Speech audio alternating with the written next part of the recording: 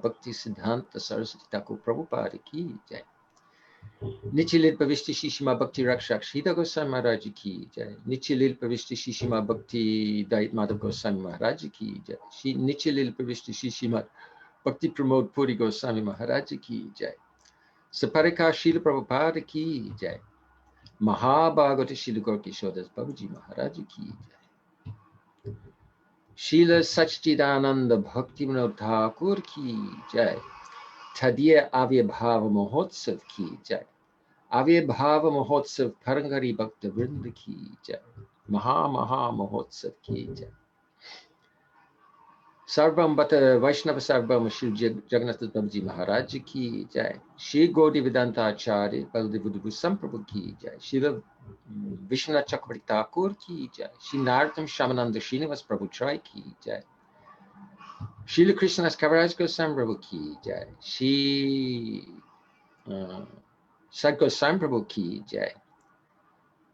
Saparika Srila Prabhupada Shri Sarvdamada Radhamanandadi Shri Gopasha Brinda ki jai. Namacharya Shri Haridas Thakur ki jai. Premsika Ho Shri Krishna Chaitanya Prabhu Nityananda Shri Advaita Gadadhar Shri Vasudeva Shri Gaur Bhaktavinda ki jai. Shri Navadip Dham ki jai. Shri Shri Radha Krishna Gopa Gopi Govardhan Dwarishavanatmaka Shri Brajamanda ki jai. Sham Kunda Radha Kunda Ganga Jamuna Bhakti Tulsi Devi ki jai. Jagannath Baldev Subhadra Sudarshan Ji ki jai. Bhakti Vigna Vinasani Shini Shingadeva ki jai. Bhaktaraji Prahlad Maharaj ki jai. Charo Sampradaya Charo Acharya ki jai. Beloved Shri Bhaktivinoda Thakur ki jai. Tadiya Avirbhava Mahotsav Palangari Bhaktavinda ki jai. Dai Gopremanandi Hari Hari Bo.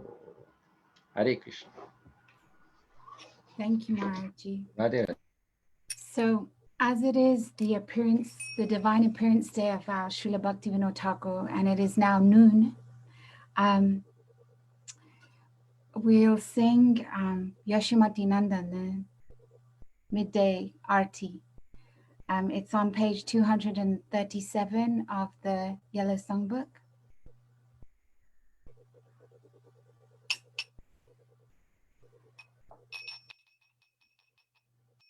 Yashomati Nandana Prajabara Nagara Gokulara Janakana Gokulara Janakana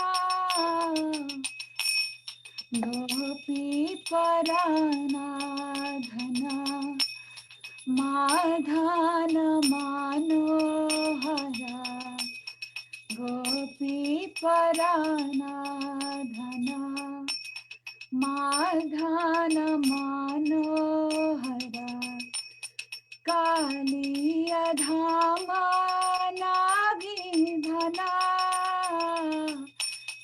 Amalaharina Amiya Vilasha Vipina Purandara Navina Nagara Vara Vamsi Vadana Suvasa Yashomati Nandana Brajavaranagara Gokulara Janakana Brajajanapalana Ashurkulana Shana Nanda Godana Rakhavala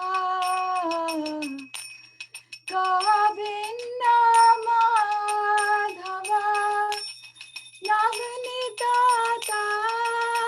Taskara Sundarana Nagopala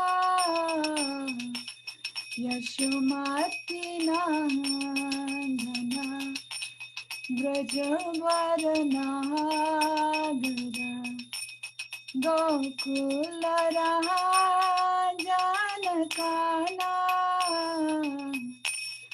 Yamuna तट जरा गोपी बसाना हरा रस रसिका कृपा माया श्री राधा वल्लभा वृंदावन नाथ बरा भक्ति विना गायशया भक्ति विना गायशया यशोमती नंदना ब्रजबरना गोकुल जानकाना जय राधा माधवा जय कुंज बिहारी जय राधा माधवा जय कुंज बिहारी जय गोपी जनवल्लभा जय गिरिवरधारी जय गिरिवरधारी जय गोपी जनवल्लभा जय गिरिवरधारी जय गिरिवरधारी यशोदानंदन व्रज जनरंजन यशोदानंदन व्रज जनरंजन यमुना तीरावनचारी यमुना तीरावनचारी जय राधा माधवा जय कुंज बिहारी जय राधा माधवा जय कुंज बिहारी हरे Krishna Krishna Krishna Hare Hare Hare Ram Ram Ram Hare Hare Hare Krishna Krishna Krishna Hare Hare Hare Ram Ram Ram Hare Hare Hare Krishna Krishna Krishna Hare Hare Hare Ram Ram Ram Hare Hare Hare Krishna Krishna Krishna Hare Hare Ram Ram Ram Hare Hare Hare Krishna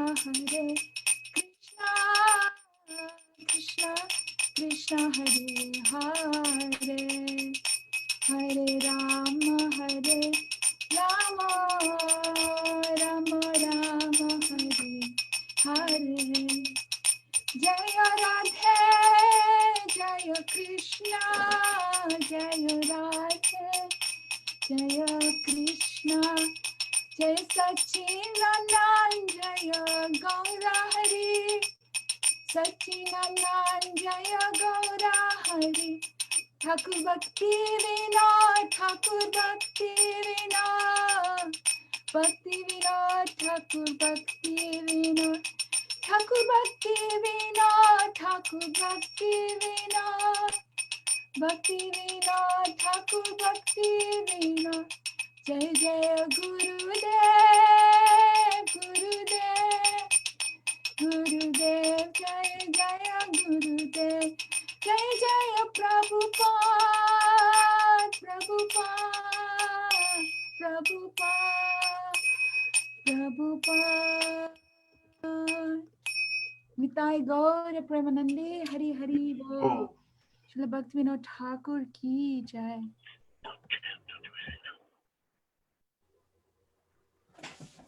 Pancha kalpa turbhyascha kripa sindubhyeva cha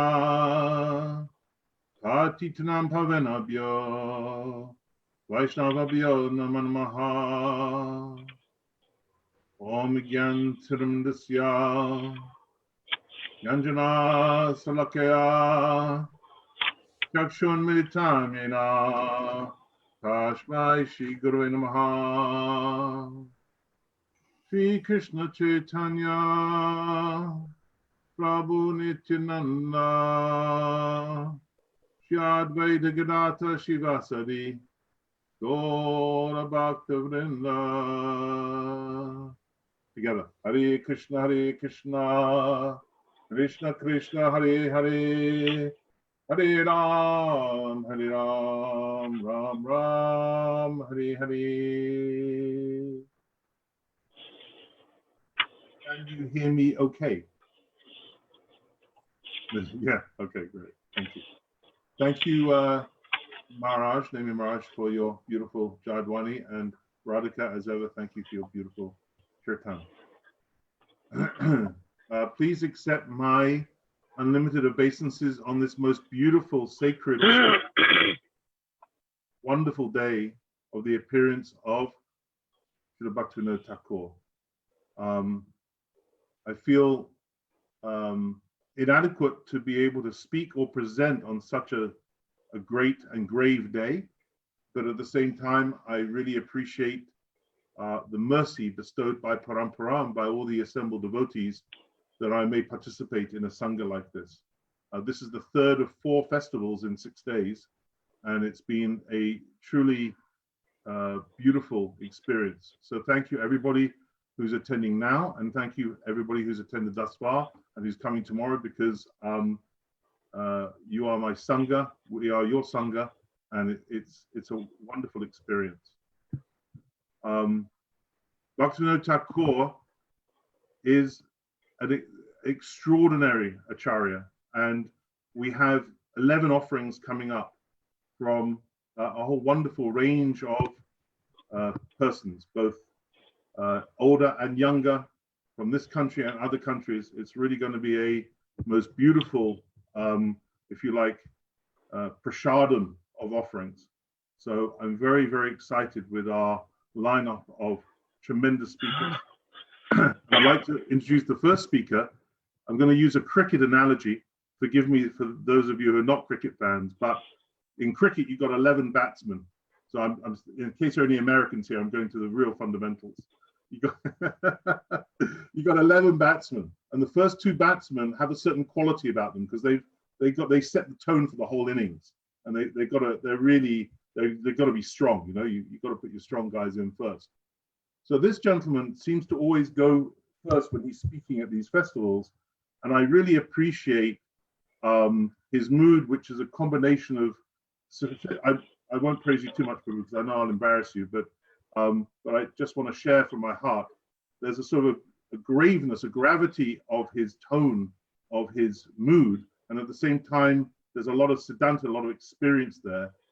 This gentleman is a Prabhupada disciple, a very senior person, and has shared with us so far on these festivals some really wonderful, katha. So I'm very excited to present to you Shriman Raghunath Prabhu, who will lead the batting for today, for Bhaktivinoda Thakur's appearance day of 2020. Hare Krishna. Am I audible? You are, Prabhu. Okay. Om Gana Chimarandasha Gananjana Shalakaya Chakshura Militam Jena Tasmai Shri Gurave Namaha Shri Chaitanya Manovistam Stapitam Jena Bhutale Swayam Rupa Kadamayam Dadati Swapadantikam Jai Shri Krishna Chaitanya Prabhupada Shri Advaita Gadadhar Shivasati Gaur Bhaktivinoda Hare Krishna, Krishna Krishna, Hare Hare, Hare Ram, Ram Ram, Hare Hare. I first of all offer my respectful obeisances to my initiating spiritual master, Srila A.C. Bhaktivedanta Swami Prabhupada, and then to my instructing spiritual master, Srila Narayan Maharaj Gurudev. I wanted to share some excerpts from a lecture given by His Divine Grace A.C. Bhaktivedanta Swami on the appearance day of Bhaktivinoda Thakur in London, September 23rd, 1969. Prabhupada. So, today is a very auspicious day, Thakur Bhaktivinoda's birthday. He was one of the acharyas of this disciplic succession from Krishna. We have got a succession table from Krishna, genealogical table. There are two kinds of genealogical tables, one by the semina, father, his son, like that. That is material genealogical table. And there is one spiritual genealogical table, disciplic succession, just like Krishna, the original father, supreme personality of Godhead. He spoke the Vedic knowledge to Brahma, Lord Brahma. He spoke to Narada. Narada spoke to Vyas. Vyas spoke to Madhvacharya. So in this disciplic succession, Lord Chaitanya, from Lord Chaitanya, the six Goswamis, and similarly coming down, Bhaktivinoda Thakur, then Gaura Kishore Das Babaji Maharaj, then my spiritual master, then we are next generation, my disciples. So Bhaktivinoda Thakur is an ideal guru. He was not a sannyasi, he was grihasta, householder, living with family, wife, children. Still, he was guru. So anyone can become guru. Not that a sannyasi can become guru. A householder also can become guru, provided he knows the science. So this Bhaktivinoda Thakur was grihasta, very responsible officer, magistrate. And he was so exalted that he would come from his office generally at 5 o'clock, then take his supper and immediately go to bed, immediately. Say at 7 o'clock in the evening, he goes to bed and he wakes up at 12 o'clock. So suppose he goes to bed at 7 o'clock in the evening and he wakes up at 12 o'clock at night. It is sufficient sleep, 5 hours. One should not sleep more than 5 to 6 hours, minimize as far as possible. So this Bhaktivinoda Thakur, regularly, he was coming from his office, and after taking his supper, immediately he goes to bed and wake up at 12 o'clock. And he used to write books. He left behind him about 100 books, and he excavated the birthplace of Lord Chaitanya, organized how to develop that birth site, Mayapur. He had so many business. He used to go to preach about Chaitanya's philosophy. He used to sell books to foreign countries. In 1896, he attempted to sell Life and Precepts of Chaitanya in the McGill University in Montreal. So he was busy, Acharya. So one has to adjust things. Not that because I am grihasta, householder, I cannot become a preacher. It is the business. It is the business of sannyasi or brahmachari? No, it is the business of everyone. Therefore, there is need of acharyas, teachers, for propagating spiritual knowledge, Krishna consciousness. Bhaktivinoda Thakur was, although he was a grihasta, householder, a government officer, magistrate, but he was acharya. So from his dealings, from his life, we should learn how one can become a preacher in any stage of life. It doesn't matter what he is. So Bhaktivinoda Thakur was manager in that sense, because he was magistrate. The managing committee was being presided by him. So there was a complaint. In Orissa, this Jagannath temple is situated in Orissa, Utkal. Utkal, this state, was originally belonging to Dhruva Maharaj. His son's name was Utkal, Maharaj Utkal. Anyway, so this Utkal, there was a pseudo-yogi. He declared himself that, just like you'll find nowadays also, there are so many rascals declaring that I am incarnation of God. And they know some mystic power, play some jugglery, and foolish people take them, oh, he's God. So there appeared one such like pseudo-god, Vishnu, in a village of Orissa, and he was dancing rasa dance and foolish people were sending their daughters and wife to dance with him. You see, there were so many. Not only that, people are so foolish, they do not know. They want to be cheated, and these cheaters come.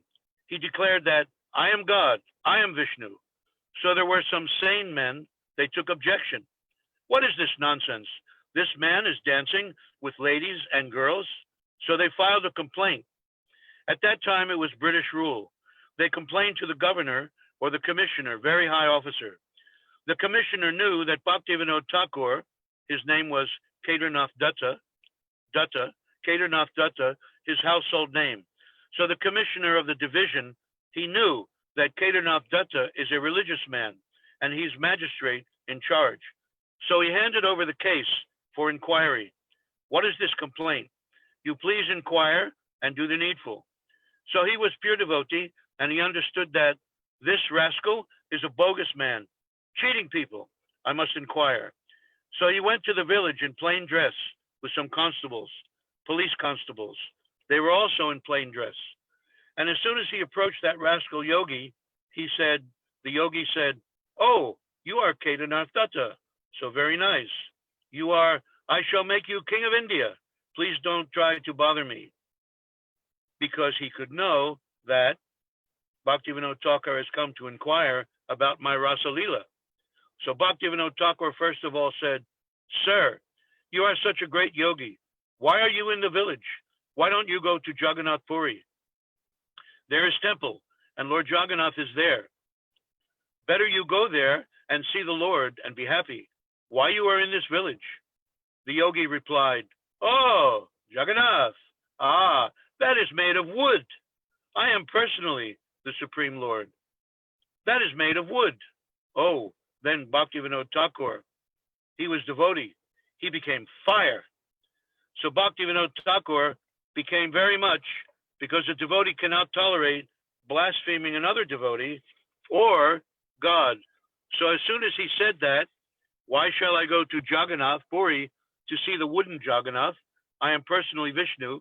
Bhaktivinoda Thakur immediately ordered his constables, arrest him, arrest this rascal. So he was arrested. And when he was arrested, he had some yogic mystic power. All the constables, Bhaktivinoda Thakur, and his family members became affected with high fever, 105 degrees fever. So when he came back, his wife became very much disturbed that you arrested Vishnu and we are all going to die. We have now high fever. Bhaktivinoda Thakur replied, yes, let us all die, but this rascal must be punished. This is the view of pure devotee. So he was put into the custody, and there was a date fixed for his trial. And all these days, Bhaktivinoda Thakur himself and his family especially, they were suffering from high fever. Maybe that yogi was planning to kill the whole family, but it was going on as fever. So on the trial day, Bhaktivinoda Thakur, Kedarnath Dutta, when he came to the bench, the man was presented, the so-called yogi, and he had big, big hairs. So Bhaktivinoda Thakur ordered that, bring one barber and cut his hair. So no barber dared. The barbers thought, oh, he is Lord Vishnu. If I offend, as he's suffering from fever, so I shall also die. So Bhaktivinoda Thakur ordered that, give me the scissor, I'll cut. So he cut his hairs and ordered him to be put into jail for 6 months. And in the jail, that Vishnu incarnation managed to take some poison and he died. So this is one of the incidents. There are many incidences. He was a very strong man. He punished many pandas in the tirthas who exploit visitors. So this is the position of devotee. In spite of his becoming responsible magistrate, a householder, still he was acharya.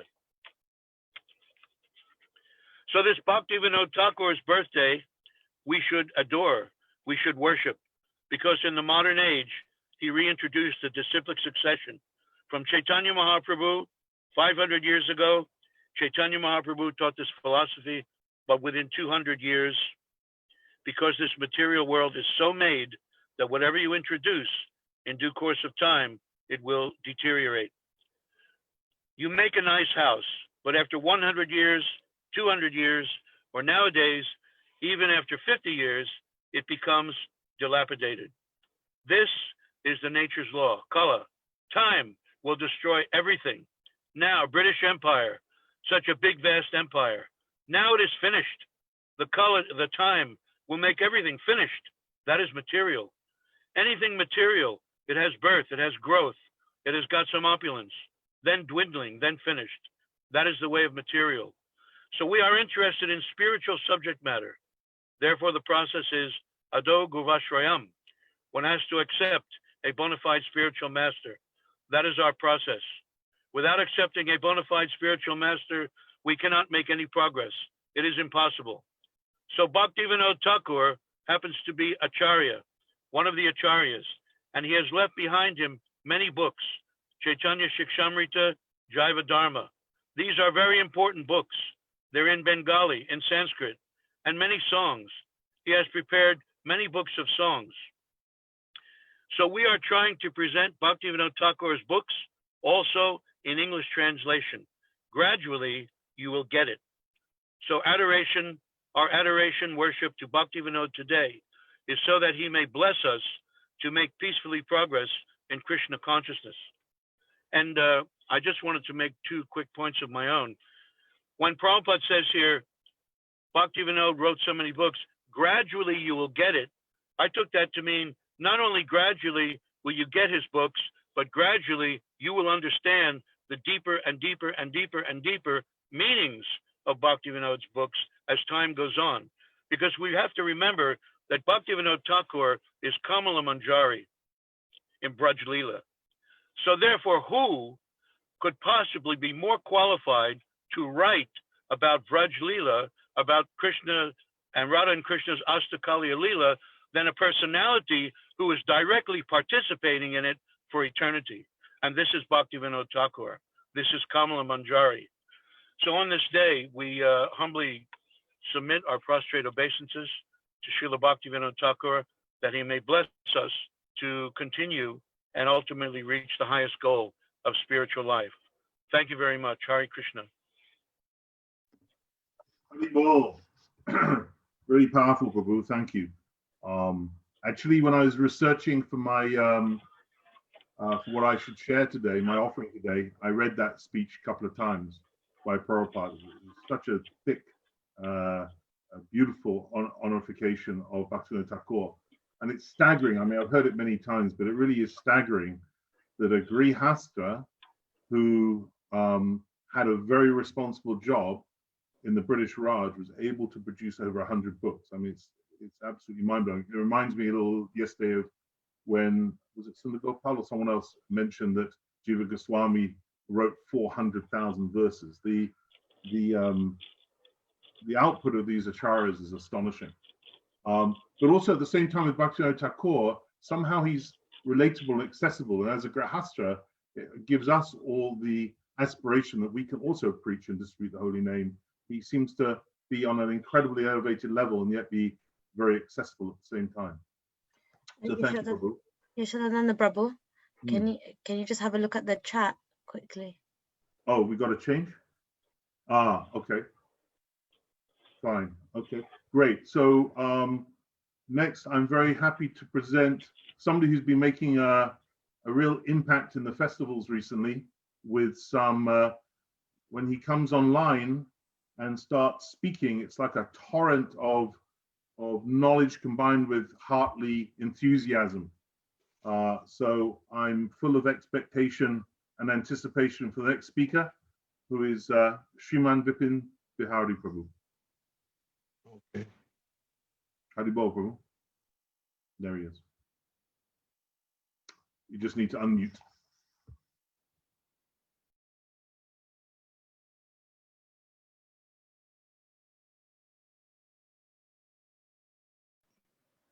My voice is audible now, is it?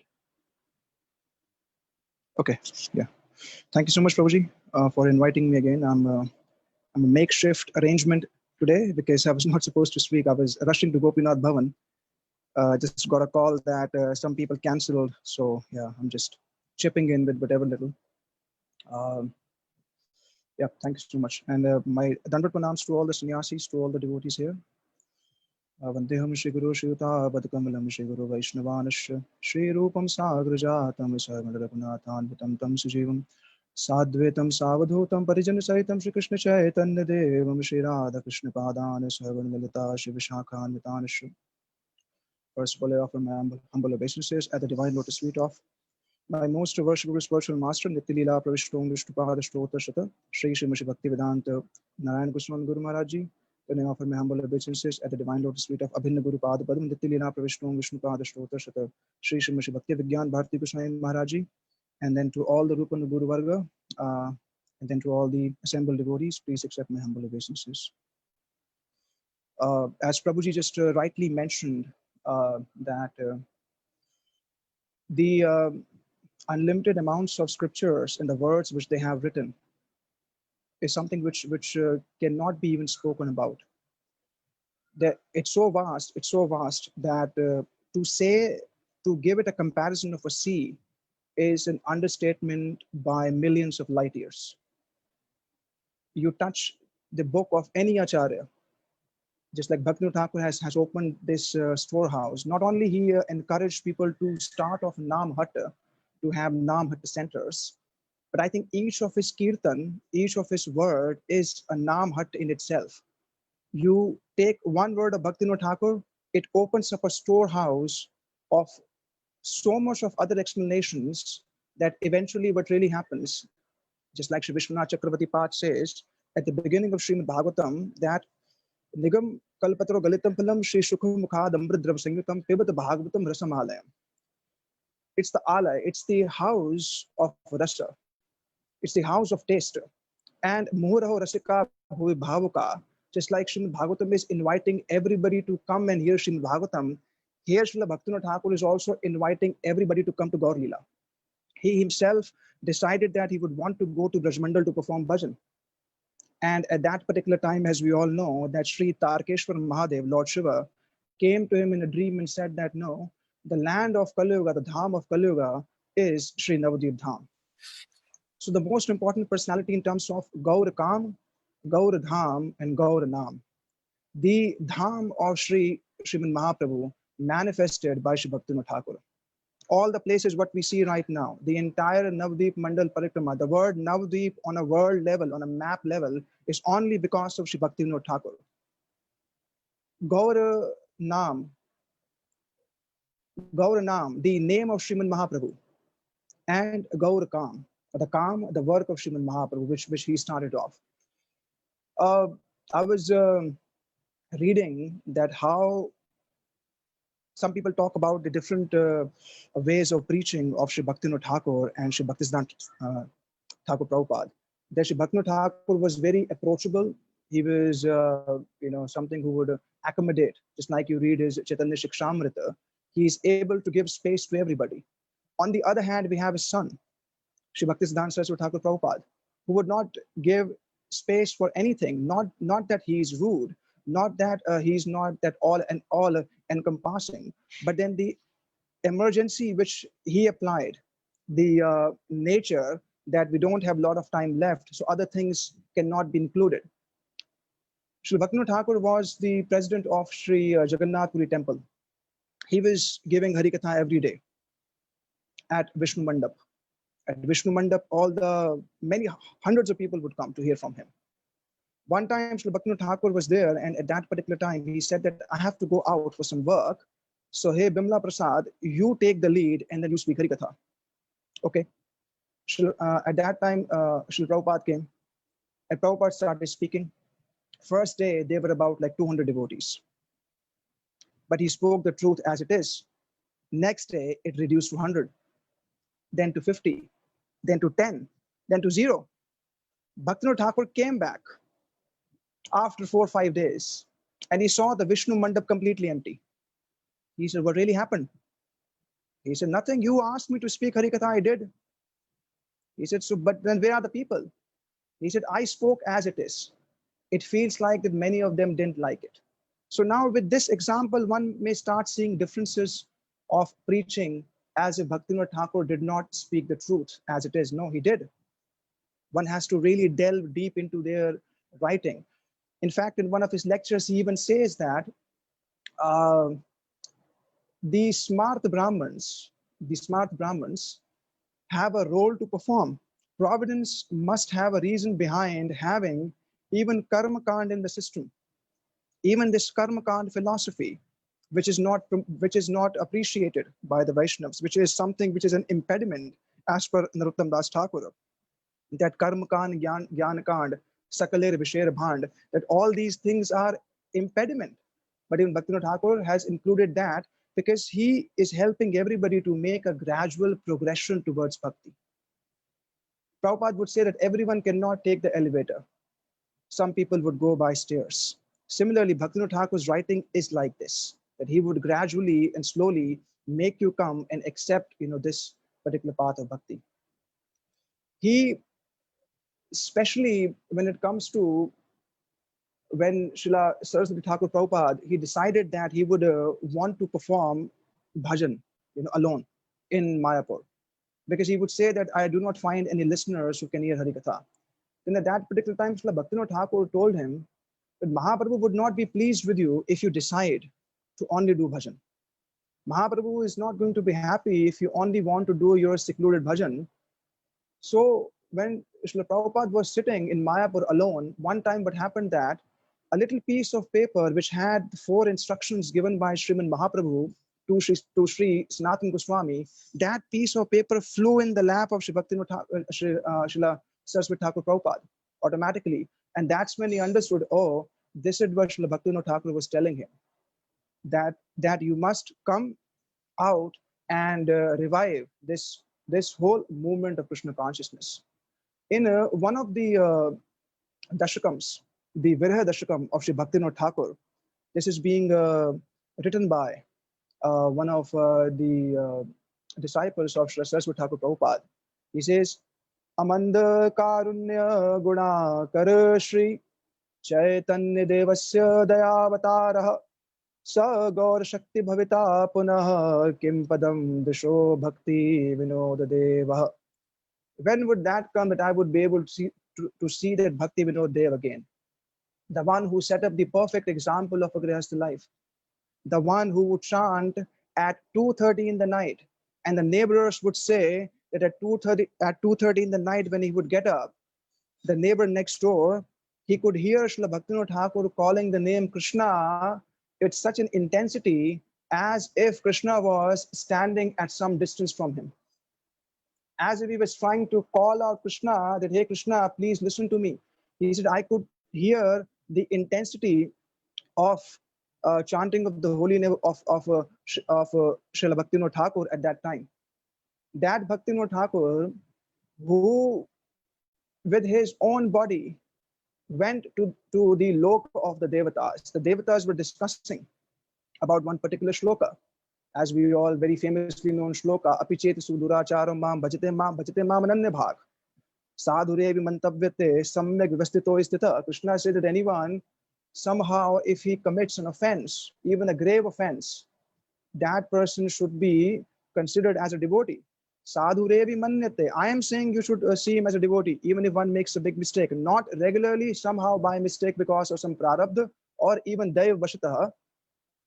Devatas were very, very confused. Devatas, the demigods, were not able to come to this understanding that how is it possible that even if it's a devotee, how is it possible that person can actually commit an offense? How is it possible he can be involved into any activity which is not proper? Bhaktivinoda Thakur was with Srila Saraswati Thakur Prabhupada at the railway station.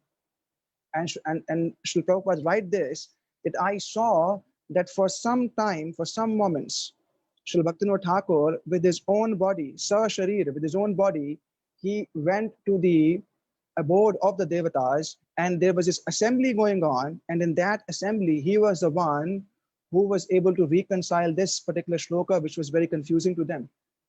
So whose authority is not only being accepted by the human beings on this planet, but whose authority is also being accepted by Devatas in the heavenly abode. That is Srila Bhaktivinoda Thakur, the one who revealed his spiritual form to his wife at his home. When his wife was there in the middle of the night, she could smell the fragrance that someone is cooking something.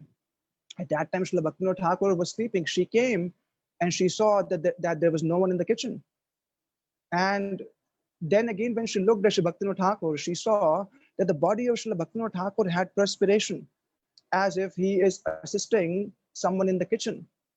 And at that particular time, his form as Kamal Manjari was being established. That she mentioned this, that I saw that Srila Bhaktivinoda Thakur's body was being covered in droplets of sweating. Oh, in his eternal body, he is actually serving whom? Sri Gaur Gadadhar, his worshipable deities. His wonderful relationship with Srila Gaur Kishore Das Babaji Maharaj. That Babaji Maharaj would just walk up to him at Swananda Sukhat Kunj. One time Srila Babaji Maharaj walked up to him. He said, I want my 100 rupees back.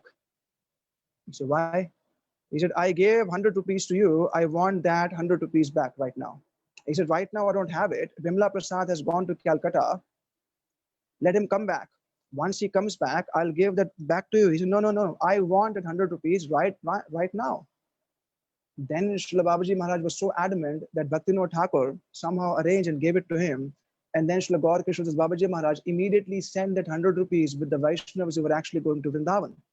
So externally, if we go by his whole life, it would be very, very difficult to really judge. But as his Pranam Mantra says, Gaur Shakti Surupaya, he was being empowered by Sri Lord Chaitanya to establish this mission of Sriman Mahaprabhu. The birth place of Sriman Mahaprabhu, especially in his last letter which he wrote to Sri Saraswati Thakur Prabhupada. He said, I'm not going to be here in this world for too long. And my heartly desire is that you preach this mission of Sriman Mahaprabhu and establish this everywhere. So in the Virha Dashakam, it says, Amand Karunya Gunakar Shri. Amand Karunya. That Karuna, that mercy, which is endowed with mercy and beauty both. Chaitanya Devasya Dayavatara. Mahaprabhu is Dayavatara. But Mahaprabhu's Dayavatar, Mahaprabhu's mercy must be reserved somewhere, must be preserved. So that mercy of Sriman Mahaprabhu was maintained or was preserved in the body or in the body of Sriman Mahaprabhu. Sa Chaitanya Sa Gaur Shakti Bhavita Puna. That mercy which Sriman Mahaprabhu exhibited, manifested at the time when he was delivering everybody, the same type of mercy was seen when Srila Bhaktivinoda Thakur was preaching everywhere. Srimat Jagannath Prabhu Priyo Ya Ekatmako Gaur Kishore Kera Shri Gaur Karunyamaya Bhavet Kim Nitya Smrito Bhaktivinoda Deva. The one who gave us Sri Nama Chintamani, the one who gave us books like Sri Harinama Chintamani, the one who gave us the amazing commentary of his on the Shikshashtakam. And very beautifully, he compiled all those shlokas in form of these wonderful songs which can be sung on the daily basis. So Bhaktivinoda Thakur's desire was that he wanted to have an extended commentary on the 12 cantos of Srimad Bhagavatam. But since he did not get time, he said that I'm compiling this small book called Sri Krishna Samhita. In Krishna Samhita, he has given the entire 10th canto in a capsule and a bit of tattva at the beginning. So he said that I have this deep desire to make this Bhagavatam with the extended authorized commentary, but because of lack of time, as Prabhuji just mentioned, that 103 books in a short span of time. What was it that would really drive him to get up at 12 in the night? What is it that really drives these personalities to write so much and write so much and write so much and write so much? The only driving factor behind that. Prabhu? I have time, 1 minute, right? Yeah, right, just 1 minute. So what is it that really drives them? The happiness which they're feeling inside their hearts, that is the main driving factor. Their writing is not being restricted to any sort of mental conception. So Sri Nama Chintamani Sampracharo Adarsham Vidodadoya. The one who gave us Nama Chintamani, that Harinam is everything, and the one who gave us the topmost of Achar, the topmost of Adarsha, the topmost of conduct, Sa Jagraka Smriti Mandire. And not only he wanted to construct temples, he wanted to create the smriti, he wanted to create the temples of remembrance in the hearts of all the jivas. So in his Viradashakam, it says that he wanted to create the temple of remembrance of Krishna in the hearts of everybody. That was the kind of Namahatta which he was talking about. That the remembrance of Krishna must come in the hearts of the jivas. That would be a real Namahatta center. So that Sri Bhaktivinoda, Kim Nitya Bhaved Bhaktivinoda, that Nitya Bhaktivinoda Thakur, when would he again come on the paths of my vision? So on this particular day, I was given the opportunity to purify myself just a bit. And may Srila Gurudev, may Srila Prabhupada bless me so that I can perform some sort of sincere bhajan in this lifetime. The songs and everything of Bhaktivinoda Thakur are like sea full of explanations can be there. So I pay pranams at the lotus feet of Srila Gurudev, that may he accept my prayers, and to all the devotees here. If I made any offenses, said something which was not proper, please correct me. Thank you so much. Vansha kalpataru varsha kripasindu bhayavacha patitanam pavanebhyo vaishnavebhyo namo namah. Hare Krishna. Thank you so much, Vipin Prabhu. No offense is probably the opposite. I'm probably creating offense by cutting you off in your prime. I'm sure you could go on for an hour or two and we'd still be enthralled. It was a very powerful delivery, and you covered a lot of angles. The one that really touched me, and I think it's almost an inconceivable subject, and I was touching on it in a conversation I was having with Tapasri Maharaj today in Navadvip, is when you were talking about the seeming difference between Bhaktivinoda Thakur and Bhaktisiddhanta Saraswati Prabhupada. Actually, there was no difference. Guru Tat was one, but at the same time, their preaching styles were very different. And I think that's both when it comes to how we preach and also how we deal with Siddhantic differences. They're very different approaches, but Gurudev, Srila Gurudev always said, reconcile, reconcile, reconcile. Seeming opposites can be part of one heart. So I thought that was a very interesting angle. Thank you, Prabhu. Next, I'd like to present a speaker who has feature. Can you hear me okay? It says my connection is unstable. Hopefully my mind is not. We can hear you. Good. So our next speaker has spoken several times recently, and when he's spoken, actually, in the chat room, I've been getting sort of wow, amazing, lots of positive expletives. I'm sure you all know him already, so I don't need to further embellish who he is.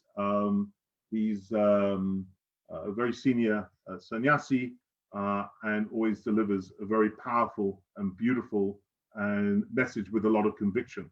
So I'm very excited to give half an hour to Sripad Bhaktivedanta Ashram Maharaj. Unmute that video. Okay, can you hear me okay? Very good.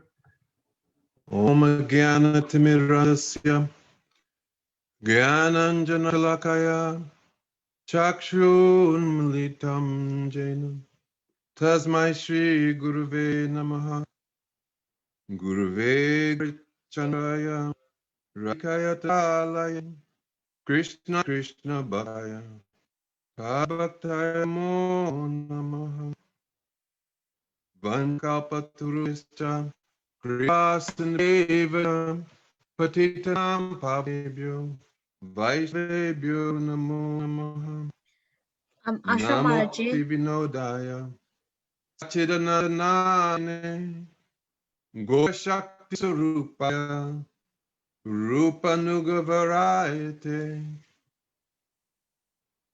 Shri Krishna Chaitanya Prabhu Nityananda Shri Advaita Gadadha Shivasadi Gaur Bhaktavrinda Hare Krishna Krishna Krishna Hare Hare Hare Ram Ram Ram Hare Hare. So first I offer my most respectful obeisances unto the lotus feet of my Diksha Guru, Om Vishnu Padasto Torasata Shishmat Shila Govindra Gosaraj, unto Sannyas and Shuguru, Om Vishnu Padasto Torasata Shishmat Shila Bhaktivinoda Narayana Maharaj, unto lotus of my param days, Nitya Lila Pavishnu Om Vishnu Padasta Tata Shishmat, Shila Bhaktivinoda Swami Prabhupada, Nitya Lila Pavishnu Om Vishnu Padasta Tata Shishmat, Bhakti Pragyan Shukasaraj. And now my most peaceful obeisances unto his feet of Satam Goswami, Srila Bhaktivinoda Thakur Goswami Maharaj, and all to Vaishnavas headed by Sannyasi Gan and God uncles and God aunts. So, you know, Yashoda Prabhu, I'm really encouraged by your words. But as I took Chodari Didi yesterday, I'm just a Kashta who's strolling along. So please just bless me that I can continue to do something, yeah? I just happen to have communication skills and I'm utilizing them in the service of the Lord.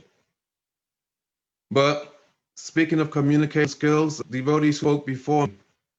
First, Raghunath Prabhu. Raghunath Prabhu is my hero. When I joined in Bhaktivedanta Manor, Raghunath Prabhu had just come and he was giving classes. And Raghunath Prabhu is what I call the shlok and the joke acharya. It's like there's nobody who can give a class and have you rolling than Raghunath Prabhu. Now he's very serious. 1 second, But could everyone his turn forte, he's shlok and joke acharya. can He everyone can turn their Siddhanta and he Mark, can we're having bring a everything sound, in a very human-like, beautiful way. And Vipin Prabhu, I'm amazed actually. And Vipin from India, and he used to take care of the sannyasis. And I was just thinking, okay, nice person, but I had no idea that Vipin could speak like this. I'm shocked actually. So now, Srila Bhaktivinoda Thakur, devotees have spoken and covered many nice points. And Srila Bhakti, as I'm speaking what I've heard from Srila Gurudev, Srila Bhakti, Vigyan Bharati Maharaj, that Srila Bhaktivinoda Thakur, he's an eternal associate of the Lord. But his pastimes are such that it's very approachable, very, very approachable. Yesterday we were speaking of Srila Jiva Goswami, before that Srila Rupa Goswami, how they left everything and they lived totally renounced lives in Vrindavan. But we see in the life of, and then previously I was speaking on the appearance day of Srila Gaur Govindam Maharaj, how Srila Gaur Govindam Maharaj, he was brought up in a Vaishnava family, that he from within the womb, he was hearing the whole Srimad Bhagavatam. Before he came out the womb, he had heard the whole Srimad Bhagavatam, because his father read the Bhagavatam, the whole Bhagavatam every year. But Srila Bhaktivinoda Thakur, though he came from a great family, descendants of the father of Srila Narottam Das Thakur, of the disciple of Sri Nityananda Prabhu. But his family, though very aristocratic, in his youth, they were not practicing Gaudiya Vaishnavism so strictly. In fact, they would go to programs where they're worshiping Durga, so many different things. So it afforded Srila Bhaktivinoda Thakur, or Kedarnath, as he was, the opportunity to have a very broad perspective of life, very, very broad perspective, where he would interact with even people from Muslim backgrounds. And in interacting with all people, he was always asking about the absolute truth. He was always asking about transcendental subject matter. He was very, very inquisitive. And not only inquisitive, but he was very deep. It's explained that when he was 2 years old, that he had already started writing his poetry. He wrote his first poem when he was 2 years old. So this was just an indication of what would come. By the time he was 6, he had mastered the Mahabharata and the Ramayana, and he could speak on both of these books. He could give the inner Siddhanta of these books at 6 years old. So materially, he was a genius, but he had this thirst, this utkanta, this greed, this eagerness for the absolute truth. It was burning within him. But he went to some kind of Western school, and there he learned Christian theology, and he studied Christian philosophers, and he embraced it. Actually, he embraced Christianity. But it wasn't till he was transferred to Midnapore in Bengal, because he was a teacher, and then from teaching, then he went into the judicial system. So when he was in Midnapore, then his inquisitiveness, it took him to Chaitanya Mahaprabhu's Sankirtan movement. And then he realized very quickly that if you looked at it from objective perspective, a neutral perspective, that there was no other philosophy that presented the absolute truth in such a deep and such a broad way as Gaudiya Vaishnavism. But he was in a dilemma. The dilemma was that Gaudiya Vaishnavism had declined to such an extent that any educated, learned, respectable person in society that did not want to associate with Gaudiya Vaishnavas. Don't get me wrong. Obviously, there were great Gaudiya Vaishnavas still on the planet. But generally speaking, Gaudiya Vaishnavism in a general and broad way had deteriorated, where people, they would just call them Vaishnavas, that, oh, if there's a funeral, then they call them to go and do kirtan. And that tradition is still there today. It's like I have many Bengali people, and whenever there's a funeral, then generally they call me, come and do the kirtan and this and that. And if they're very close, then they ask me to do more. But this was coming from that time where Vaishnavism had really deteriorated. So Srila Bhaktivinoda Thakur Kedarnath, then he took it upon himself to bring Vaishnavism to such a position that it would be respected by the higher classes of people, because he was an aristocrat. While he was working for the British government, he had the highest post that indigenous Indian person could have in British Raj India. So he was very, very respectable, very aristocratic, and the circles that he was with, there were great intellects, poets. So he started immediately delving into the teachings of the acharyas and also preaching. That it's been explained that Srila Bhaktivinoda Thakur in his life, that he would take rest at 7 o'clock, and then he would get up at midnight, and then he would chant. Without fail, he would chant his 1 lakh minimum, then write books, and then take a little nap, get ready, and then go to work. As a high court judge, that what would take most people like 2 weeks to do, he would convene, and then he would, in like half a day, 1 day, he would go through all these cases. And Srila Bhaktivinoda Thakur Kedarnath Das, he was so dharmic. Obviously, he's beyond dharma, but in his dealings, he was so righteous that even though it was generally understood that people in positions of power, like judges, etc., at that time, that they could be bribed, there was no question of bribing Kedarnath Das. That he was so upright in his behavior.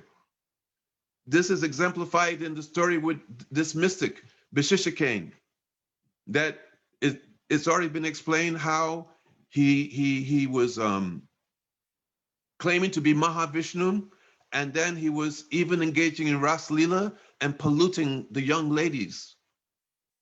Srila Bhaktivinoda Thakur, he would not stand for it at all. Even though his daughter got a fever, he got a fever, he was determined that this person, he cannot cheat in the name of spirituality. There's no way he'll cheat.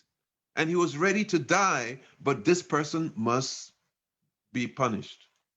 Even it stated that when, after some time, he came in charge of the temple in Jagannath Puri, and the king was misappropriating funds.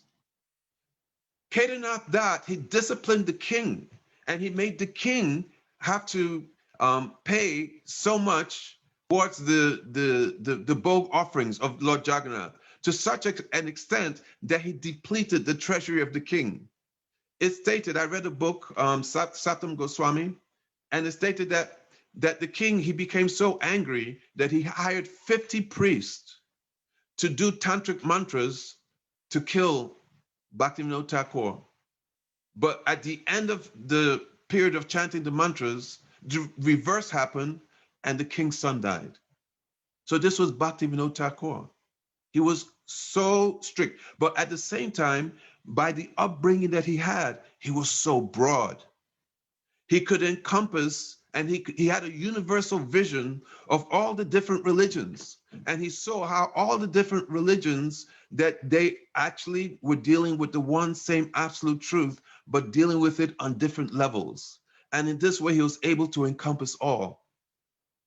So after some time, Srila Bhaktivinoda Thakur, he was posted to Krishna Nagar.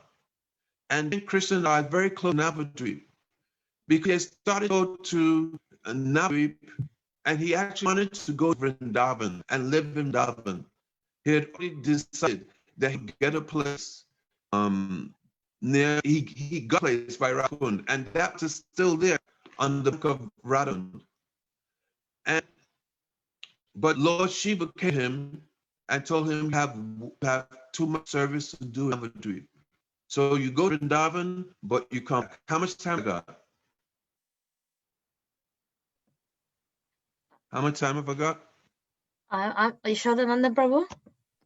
So you have got another 15 minutes. Ashra Maharaji, Okay, your Wi-Fi okay, keeps so, Maharaji, your Wi-Fi keeps cutting out.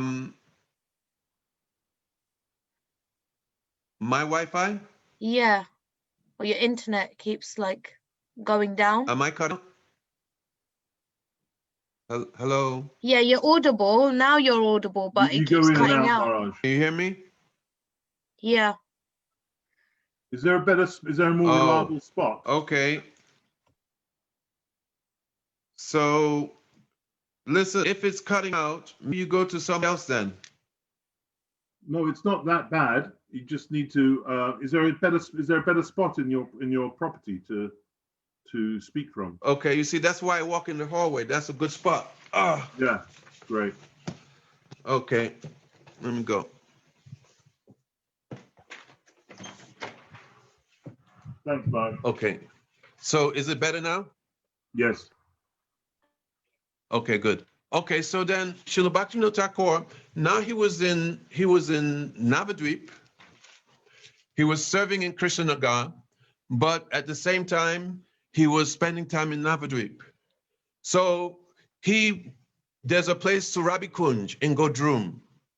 Srila Bhaktivinoda Thakur, he was staying there. He was living in Godrum for some time, and actually stated that there, the devotees there in Surabi Kunj, they say that is where he wrote Jaiva Dhamma, or at least he started, if not finished, Jaiva Dhamma. And then at one time he just down the road from Surabi Kunj, he bought a property, and that property he called Swananda Sukura Kunj. And after some time, he moved there, and there he stayed and he did his bhajan. So it's explained that once he was looking out of his window. Some say from Swananda Sukura Kunj, some say from Navadvip town. And he saw a light. And then next day he went and he asked the local Muslims that what is the significance of this place? They said this place is not a good place. That we try to plant, but nothing will grow here. That only thing is that there's so much Tulsi. And then the elderly people of the place, they mentioned that actually this place is the birthplace of Nimai, of Sachinandan Gaurahari. So then, by this time, he had already taken Diksha from Bipin Bihari. And then after that, he had gone and he had taken Shiksha from Sri Jagannath Das Babaji Maharaj. So he brought Srila Jagannath Das Babaji Maharaj to the place. And when Srila Jagannath Das Babaji Maharaj, he came to that place being carried by his servant, Bihari. Jagannath Das Babaji Maharaj was well over 100 years, I think maybe 112, 114 years. And then he jumped out of the basket that he was being carried in. And he said, this is the place. This is the place of Nimai. And then he started to dance. Jagannath Das Babaji Maharaj, he was so old that his eyelids drooped. And even to open his eyes, they would have to lift his eyelids. He was not walking at all. And all of a sudden, he started to dance ecstatically in the kirtan. And then after he was asked, why are you dancing like this in the kirtan? And then he explained. He said, didn't you see all these devotees in the kirtan dancing? He said, no. So the pastimes of Chaitanya Mahaprabhu of Nimai, they're eternal pastimes. And those who have the eyes, they're able to see and enter into those pastimes. And Jagannath Das Babaji Maharaj, he entered into these pastimes and he was dancing ecstatically. And then they went further down, and then he said, you dig here. And then the devotees, they started digging, and then they uncovered a broken madanga. He said, this is the place of Shiva's Thakur. This is Shiva's Angam, where Mahaprabhu and the devotees, they would have their pastimes, their kirtans all night. And then Bhaktivinoda Thakur asked him, he said, well, how will we establish this, that this is a place? How will we establish it with Shastra? And then Jagannath Das Babaji Maharaj said, he said, no, I've revealed the place. Now it's your job to establish it shastrically. So then Bhaktivinoda Thakur, with help of some books from the British government, then he was able to establish that that was indeed the place of Nimai Pandit's birthplace, that it was on the eastern side of the Ganga, and the place that was being said to be Nimai Pandit's birthplace, which is on the western side, that indeed that was not the place. So Srila Bhaktivinoda Thakur, he is known as Saptam Goswami, that the Chaitanya Mahaprabhu, he gave 4 instructions to Sri Rupa and Sri Sanatan. He said that you should find the lost places of pilgrimage in Vrindavan, the different pastime places. You should also, those deities which were established by the great-grandson of Krishna, Brajnab, that you should also manifest those deities again. You should write books on bhakti, especially Rupa Goswami, Ras Bhakti Shastra, and that you should also show what is proper Vaishnava etiquette, have books of proper Vaishnava etiquette. So he is known as Saptam Goswami because what the 6 Goswamis did together in Vrindavan, then Bhaktivinoda Thakur, he did the work of all the 6 Goswamis by himself as a grihasta. It's just amazing. It's absolutely amazing. The energy that he had, Gora Shakti Srupaya, that he manifested, as already been explained, he manifested the Navdvip Dham Parikrama. He showed how all the holy places of Vrindavan are there in Navdvip Dham. Not just all the holy places of Vrindavan, but all the holy places of the world, that they're situated in Sri Navdvip Dham. And then the deities, the deity that's worshipped in Navadvip at Hokshaja, that he manifested that deity. That when it comes to writing books, that he did it in such an amazing way, that the Srila Rupa Goswami, he manifested Bhakti Rasamrita Sindhu, Ujjwala Nilamani, Upadeshamrita, Chaitanya Mahaprabhu manifested Shikshastakam. So what did Bhaktivinoda Thakur do? Not only did he write books in lieu of those scriptures, but then he also wrote songs, which are very, very easy to understand, which are explaining what is Upadeshamrita. He wrote songs which are in line of Bhakti Rasamrita Sindhu. He wrote songs which are illustrating what is Shastakam. He wrote songs which are illustrating Ujjwala Nilamani, the highest truths, but in a very easy to understand way in Bengali. So Srila Bhaktivinoda Thakur, not only was he deeply, deeply philosophical, but he was able to bring bhakti to the masses. Just like Srila Bhaktivinoda Swami Prabhupada, that he came from the highest place and then he brought it down to the lowest.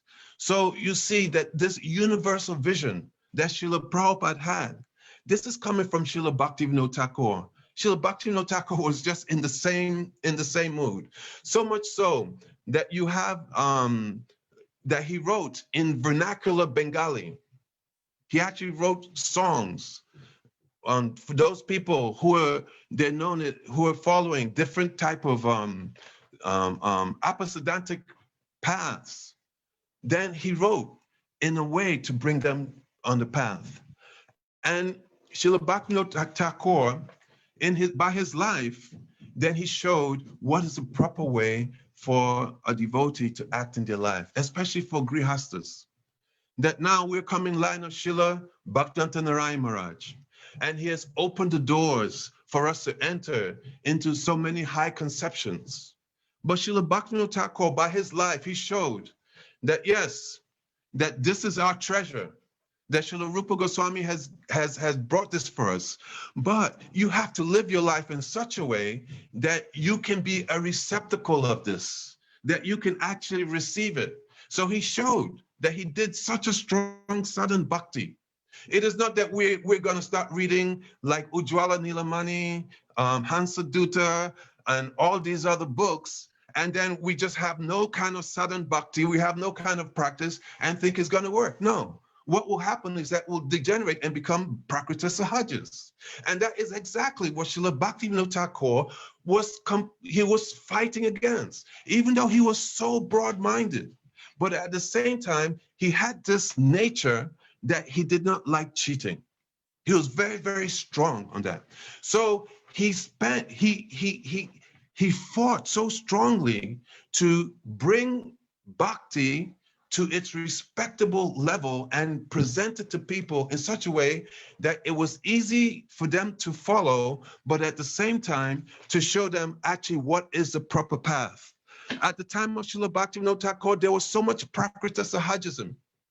Srila Bhaktivinoda Narayan Maharaj, he explains how people who are not qualified at all, they take the position of guru, and not only take the position of guru, but then they will give mantra. But with the mantra, they say that, oh, you are this manjari, you're this gopi, you're that gopi. And then the people who are receiving, they had no understanding of what they're doing. They had, it's stated that, what is it? Krishna Bhaktiras Bhavitamati Kriyatam Yadi Kutopilabhite Tatra Lolyam Apimulyam Ekalam. That there's one thing required, is greed. They had no idea even what is greed. They have no idea what is greed, and they were giving left, right, and center. So in this atmosphere, Srila Bhaktivinoda Thakur, he has given us Sri Bhajan Rahasya, which is shown what is the actual process of bhakti. What is the process which is coming from Rupa Goswami, Sanatana Goswami. This is a very big topic, but one thing is there, that Rupa Goswami, Srila Sanatana Goswami, and the acharyas that have come from them, it is not that they just gave Siddha Pranali so cheaply, but rather the devotees who came to them, first of all, they had very, very high adhikar. And having that high adhikar and being able to take to the process of bhajan, still the acharyas were very strict, who they gave dikshha to, very, very strict. And when they gave dikshha to them, and those devotees were in a situation they could receive. But then as time went on, it became very, very cheap. and it's very cheap. So Srila Bhaktivinoda Thakur, he has come, and he come to actually is saying, just like Maharaj Bhagirath, the flow of the Ganga, he was able to bring it down. So the flow of bhakti coming from the spiritual world, that Bhaktivinoda Thakur, he was able to bring that flow which had stopped and to have it flow again in the world. So we have a responsibility coming in the line of Bhaktivinoda Thakur, that flow, that we should be recipients of that flow, but at the same time, the same thing that he was fighting against, which is Prakrita Sahajism, we should be careful that we don't fall into that trap, that we take things cheaply. That this process of bhakti, which is so pure, which is so transcendental, and the highest level of the coming Srila Rupa Goswami, that's meant to us that we can just take it without actually making ourselves proper receptacles, that we all have to do the work. Srila Bhaktivinoda Thakur, he showed this in his own life. I think gone over my time. Your sound is not so good now. Vaishnavebhyo Namona. Srila Bhaktivinoda Thakur ki. Jai, Haribol. Maraji, that's a first for Clear? anybody. You actually finished early. I don't think anyone's ever done that before. That's amazing. Really? How much time have I got left? Oh, I'm not telling you. You got another 3 minutes actually. You want to say something? Nah, we're good. Move on. Hare Krishna. Haribol, beautiful Maharaj. No, we're good. Thank you. Okay. I was astounded by there were two things I'd never heard of before. One was that Bhaktivinoda Thakur wrote his first poem at the age of 2. That's astounding. And the other one was that he had already grasped the Siddhanta and could give class on Mahabharata and Ramayana by the age of 6. That's just like, that's absolutely inconceivable. And yet at the same time, he's so accessible. How can someone be such a genius and so extraordinary and superhuman, yet be so accessible? It's an incredible combination. Thank you, Maharaj. That's why he's the world preacher. Yes. Yeah. Amazing. Haribol. Haribol, Jai. I'm very happy to present our next speaker, who actually spoke in front of the Vaishnavas for the first time the other day on Prabhupada's appearance day, did a beautiful offering, and he's stepping up again. I'm very, very happy that he's doing so. He's my brother, my friend, my reading partner, a confidant. I'm very happy to introduce to you, Sriman Gopalji Prabhu. Haribol, brother. Haribol, brother. Dandavats, it's very kind words. Yeah, I mean, I'm just floating in an ocean of bliss here. I mean, the sweetness of the mood of the previous offerings and the depth of the Siddhanta is stunning. And I'm nowhere near the qualification to make an offering here, but I'm going to give it my best, and I hope it will be acceptable. And please forgive any offenses or mistakes I may make along the way.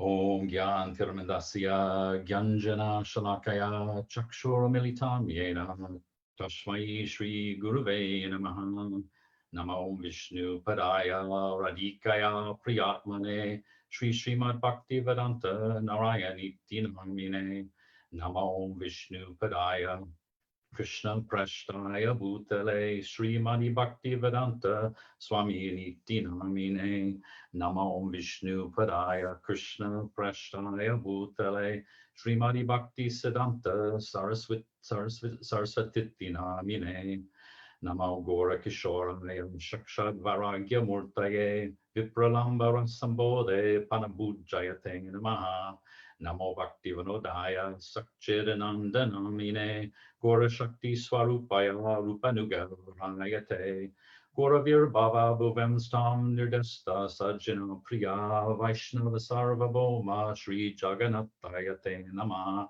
Vanchakalpa Tarubhyascha Kripa Sindhubhya Evacha Patinanam Pavanebhyo Vaishnavebhyo Namo Namaha Shri Krishna Chaitanya Prabhu Nityananda Shri Advaita Gadata Shri Vasadi Gaura Bhakta Vrinda Hare Krishna Krishna Krishna Hare Hare Hare Rama Rama Rama Hare Hare I'm going to go ahead and see if I can share my screen here.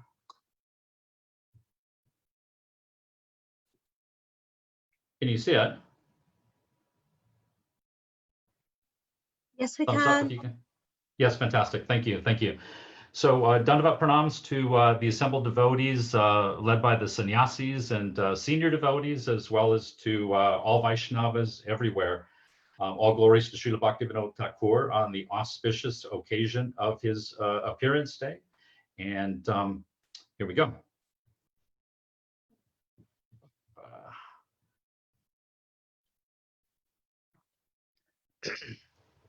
Oh, hey, Vaishnava Thakura. Oh, I lost my screen.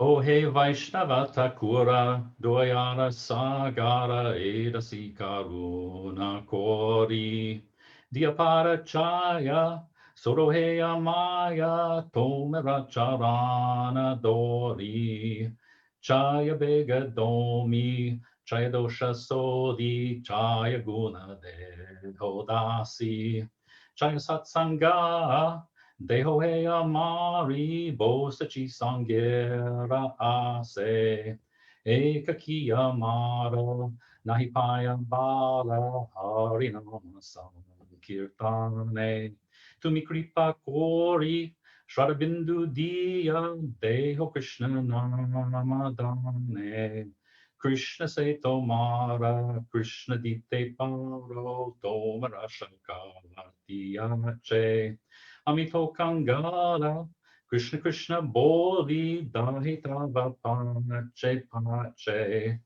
Oh, hey Vaishnava Thakura, Doyara Sagara Edase Koruna Kori, Diapara Chaya, Sodoheya Maya, Tomera Charana Dori.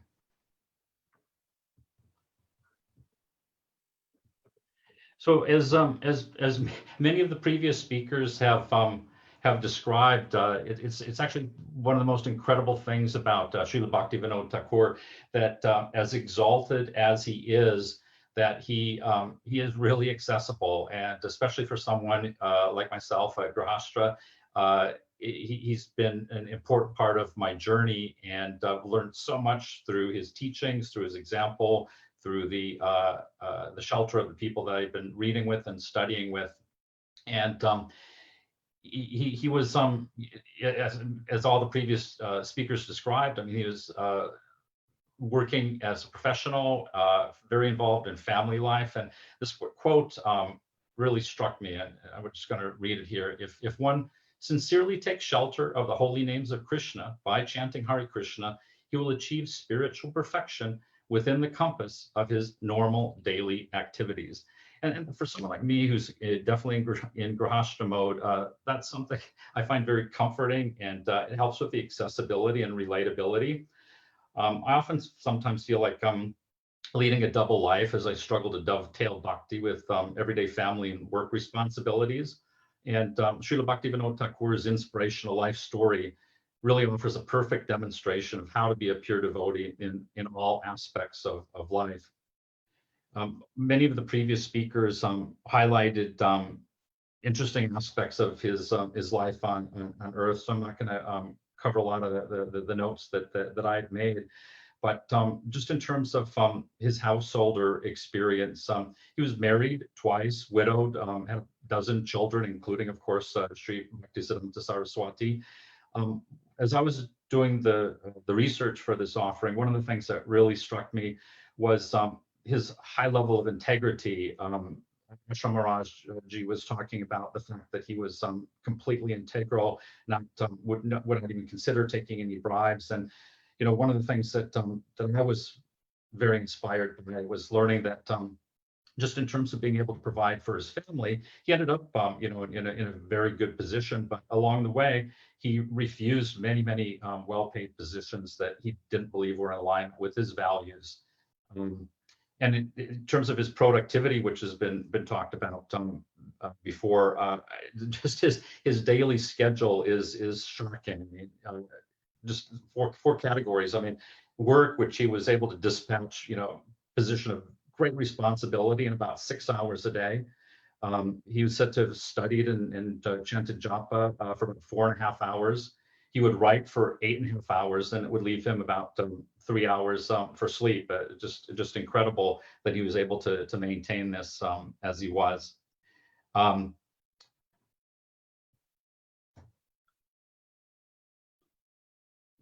So obviously, one of his seminal works is Jaiva Dharma, and it's considered to be the conclusion of the Vedas. And as Yashodaji mentioned early on, he and I have been reading together for probably about 4 or 5 years now. And one of the first books that we read together was Jaiva Dharma. And this particular verse, which is on the screen here, it's Jivara Swarupaya Haya Krishnera Nityadasa. Can't read that. Jivara Swarupaya Haya Krishnera Nityadasa Krishnera Tatashta Shakti Beda Prakasha Suryam Sakirana Yaichakni Javalachaya Swabhavika Krishnera Tina Prakara Shakti Haya. To me, this is like, one of the previous speakers said that you can take any word out of his writings and it opens up into everything. And this particular verse, I found to be that in relationship to the Jaiva Dharma and all the teaching of Vaishnavism, really led perfectly into the Jaiva Dharma 3 divisions, which start off talking about Nitya Dharma, Naimittika Dharma in the second section, getting into Abhideya, Prayojana, and Sambandha, and then ultimately revealing Ras Tattva in the 3rd division.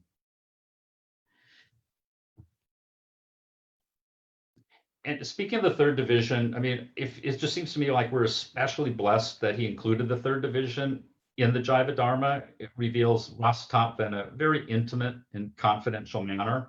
And the question, arises for someone like me anyway, which is, how are we as fallen and materially conditioned souls incarnate on earth deep in the age of Kali eligible for this transmission?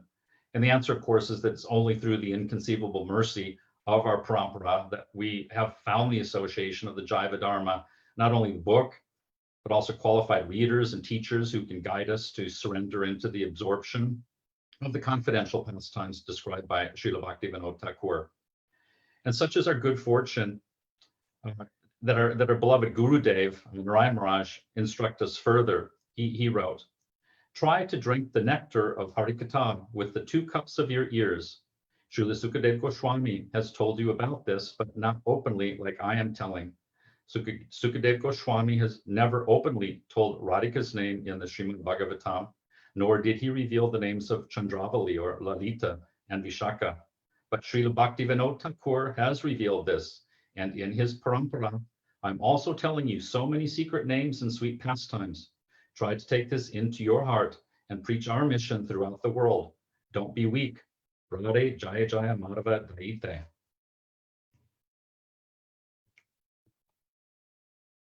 So in closing, I just want to say that we're all so blessed. We owe Srila Bhaktivinoda Thakur a massive debt for his charting the blueprint and laying the foundation for the modern day Krishna consciousness movement, and through his own living example as a pure follower of the path of bhakti. His life story, with its demonstration of courage, character, and perseverance in the face of many challenging difficulties, is an inspiration for sincere Vaishnavas everywhere, none more so than those of us who are struggling to cultivate our devotional practice in the midst of this fallen age of Kali. All glories to Srila Bhaktivinoda Thakur, ki jai. Vanchakalpa tarubhyascha kripa sindhubhya eva cha patinanam pavanebhyo vaishnavebhyo namo namaha. Gopalji, Hare Krishna, thank you so much. I loved your point about dovetailing, and I felt the honesty coming through there is when you said about struggling to dovetail. I think we all struggle to dovetail, and Bhaktivinoda Thakur is an incredible example of that. And also, by the way, where he not only didn't take bribes or accept a lot of positions that may have compromised him, he was actually offered to be honored by the British Empire, and he refused because he thought it would compromise his preaching, which is a very powerful refusal. And I love what you said about the third section of the Jaiva Dharma. There's a wonderful, at the beginning, remember, it says how basically we're all ineligible for this rasa tattva, or most of us are, except for those on a very raised platform. And then it said, but don't worry, anyone who's ineligible and they read it won't understand it anyhow. So it's kind of self-coded. I thought that's right. Yeah. Thank you so much, Gopalji. Hare Krishna. Hare Krishna. Ishadananda Prabhu, just have a look at the chat again for me. Yes, indeed. Thank you. So we are now 1, 2, 3, 4. Okay, we've got our fifth batsman. 5, 6, 7, 8. We actually do have 11. We have a cricket team. Amazing. So number 5 is always a big hitter in the cricket team. And I'm very pleased to introduce you a gentleman that's a Vaishnava who's very senior, but has also been contributing a lot to these festivals. He often does the emceeing when we're actually physically present, and does a wonderful job. This is like the radio version. You know how you say you have a face for radio? Well, I have a face for radio. He's better in person. Yashidari, that's no reflection on you, by the way. That's just me. So I'm very happy to introduce you to Shriman Jiva Pavana Prabhu, who so far has given us some fantastic presentations. Our big hitting number 5 is next. Hare Krishna. Haribol, we can hear you well. Thank you very much. Hare Krishna. As I offer my respectful obeisances to Srila Prabhupada and Srila Gurudev, all the assembled Vaishnava devotees, the previous speakers, all devotees past, present, and to come, I want to especially focus on offering my obeisances to Srila Bhaktivinoda Thakur and to Srila Bhaktisiddhanta Saraswati Thakur. Srila Gurudev once described Srila Bhaktivinoda Thakur as the root of all preaching. And as Ashram Maharaj was explaining, that at one time, Gaudiya Vaishnavism had fallen into disrepute. So Bhaktivinoda Thakur came to strengthen the line and to re-establish the Bhaktisiddhanta. In his pranam mantra, we read Namo Bhaktivinodaya Satchidanandanaaya Gaura Shakti Surupaya Upanuga Prayate. I hear a lot of background noise. I don't know where that's coming from.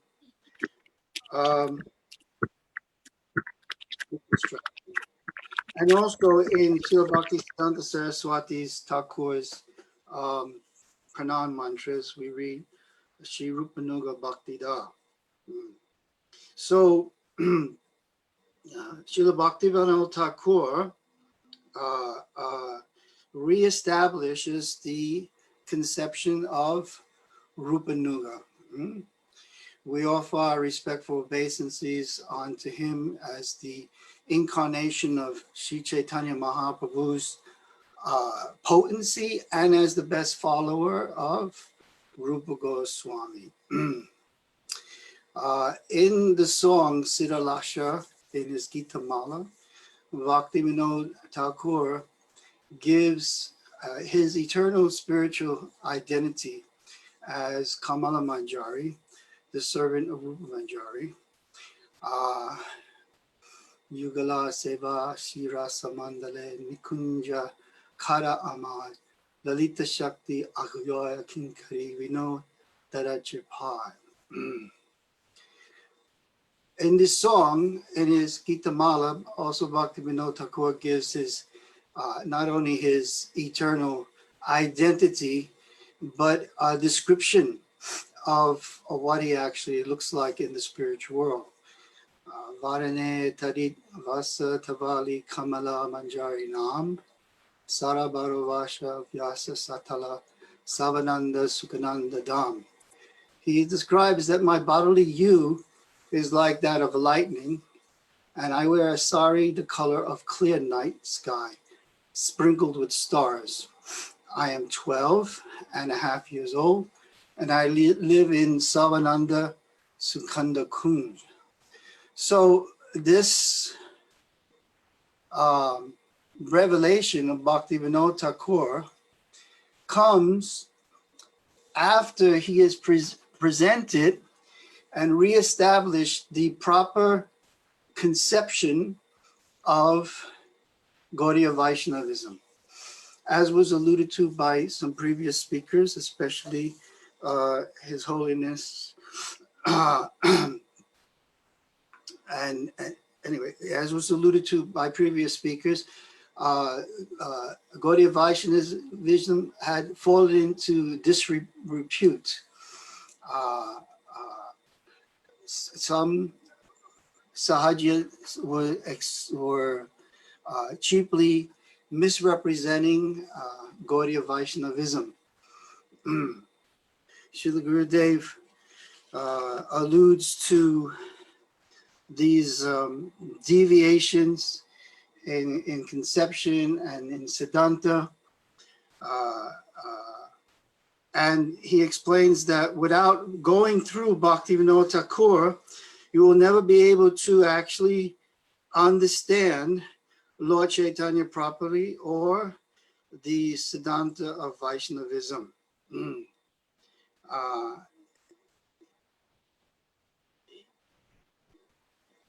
Bhaktivinoda Thakur, he was the essence of Jiva Daya. If a conditioned soul's mood is towards Maya,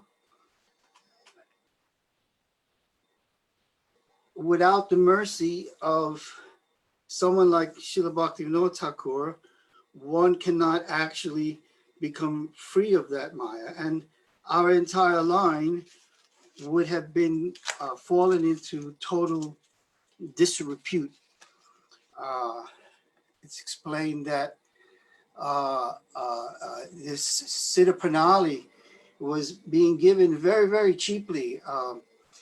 People were accepting 5 rupees and saying, "Oh, you are Lalita, you are Vishaka," like this and like that. Very, very demeaning, giving it to people with absolutely no qualification, people who were attached to intoxication and illicit activities. So Bhaktivinoda Thakur, being Manjari from the spiritual world, has come to strengthen the line, and from him, the proper Siddhanta and conceptions and the approach is reestablished and given again. We know Bhagavad Gita, yada yada hi dharmasya, whenever there's a decrease in religious principles and an increase of a religion, then Krishna descends either directly or through one of his representatives. Now, very shortly after, just 500 years ago, the descent of Mahaprabhu, Lord Chaitanya himself, we see that the conceptions of Gaudiya Vaishnavism was falling into disrepute. And Bhaktivinoda Thakur came and reestablished the line very strongly, and also its highest conceptions of Manjari Bhav, like that. So in hymns to Srila Bhaktivinoda Thakur, I found prayers to him by a disciple. I'm trying to find his name, of Srila Bhaktisiddhanta Saraswati. His name was Bhaktivicharya Yadava Maharaj. And he wrote these hymns in praise of Srila Bhaktivinoda Thakur. I'm looking on my screen here, in Bengali. And he wrote like this: Bhaktivinoda Prabhu Doya Kodomore, Tava Kripa Bale Pai, Shi Prabhu Padere. Bhaktida Siddhanta Saraswati Prabhupada Jagate Aniya Dele Kariya Prasad. Saraswati Krishna Priya Krishna Bhakti Tanya Hiya Vinoda say Vaibhava A Gitara Bhavata Prabhupada Parata A Moda Kari Anubhava. O Bhaktivinoda Prabhu, be merciful to me, for by your blessing I can attain Srila Prabhupada Bhaktisiddhanta Saraswati. Out of compassion for the world, you brought him whose heart is filled with devotion to Krishna and who is dear to Krishna. This is the glory of Bhaktivinoda Thakur. The purpose of this song is to find complete dedication to Srila Prabhupada, and this is what we now experience. Shri Chaitanya Jamastana Shri Mayapura Tomara Pachara Eve Jalina Samsara Shikshamrita Jaiva Dhamma Adi Granta Sata Sajana Toshani Pati Sarva Samrita Eva Sa Granta Pati Karira Prashad Lupta Praya Sudha Bhakti Karira Udaya Jivare Janale Tumi Hoy Krishna Das Krishna Bao Krishna Chinto Charyaniyash Krishna Dase Jiva Saba Praranara Hoy Sagala Viparahate Mukha Haya Hoy. The whole world has learned that Chaitanya Mahaprabhu's birthplace is in Mayapur, thanks to your preaching efforts. Your hundreds books such as Shri Chaitanya Shikshamrita, Jaiva Dhamma, and your magazine Sahaj Toshini are valued by all. You preach these books and magazines, and by so doing were able to restore the religion of pure devotion, which had almost been lost. You told the fallen souls that they were in truth servants of Krishna, and you told them to worship Krishna, to think of Krishna, and to give up all ambition. Through service, Krishna, the living beings, finds full happiness in life and freedom from all danger. Apanani acharidama sikhale savare. I'm going to skip the poetry, although it's very beautiful for the sake of brevity. You taught everyone by your own example that they should worship Krishna, whether they are living as a householder or residing in the Dham. You consecrated deities of Gauranga, seeing Radha and Madhava in them. You studied the scriptures of the Goswamis and preached the pure doctrines that you found there with the appropriate evidence. Those who hear and read these doctrines were attached and began to sing your glories throughout the world. You are like Vyasadeva, who published the Puranas, and Srila Prabhupada Daityadas, your son, is like Shukadev. So like this wonderful poem by this devotee glorifies Bhaktivinoda Thakur and was offered in an effort to please Srila Bhaktisiddhanta Saraswati Thakur. So we hear in Bhagavad Gita that whenever there's an increase of irreligious principles, a decrease of religion and an increase of irreligious principles, at that time devotees come, either Krishna directly or an empowered representative, to re-strengthen the line. Personally, in my own life, I would say that I have a personal experience of this in relationship, I don't think everyone in this Sangha would agree, to our Gurudev, Srila Bhaktivinoda Narayan Maharaj, because soon after the demise of Srila Prabhupada from this mortal vision, the institution that he established fell into a lot of turmoil and a lot of confusion, even although he had so painfully given so much in his books and in instructions and by traveling all over the world.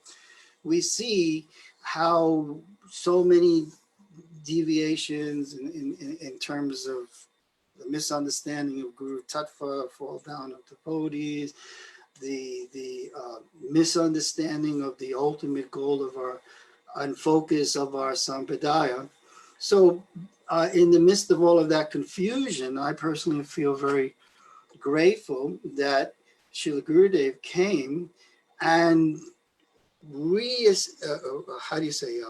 fortified what I already knew, cleared up what I was confused about, and established the actual goal and Siddhanta Sampradaya, as Srila Bhaktivinoda Thakur did in his time, so our Srila Gurudev has done in our time.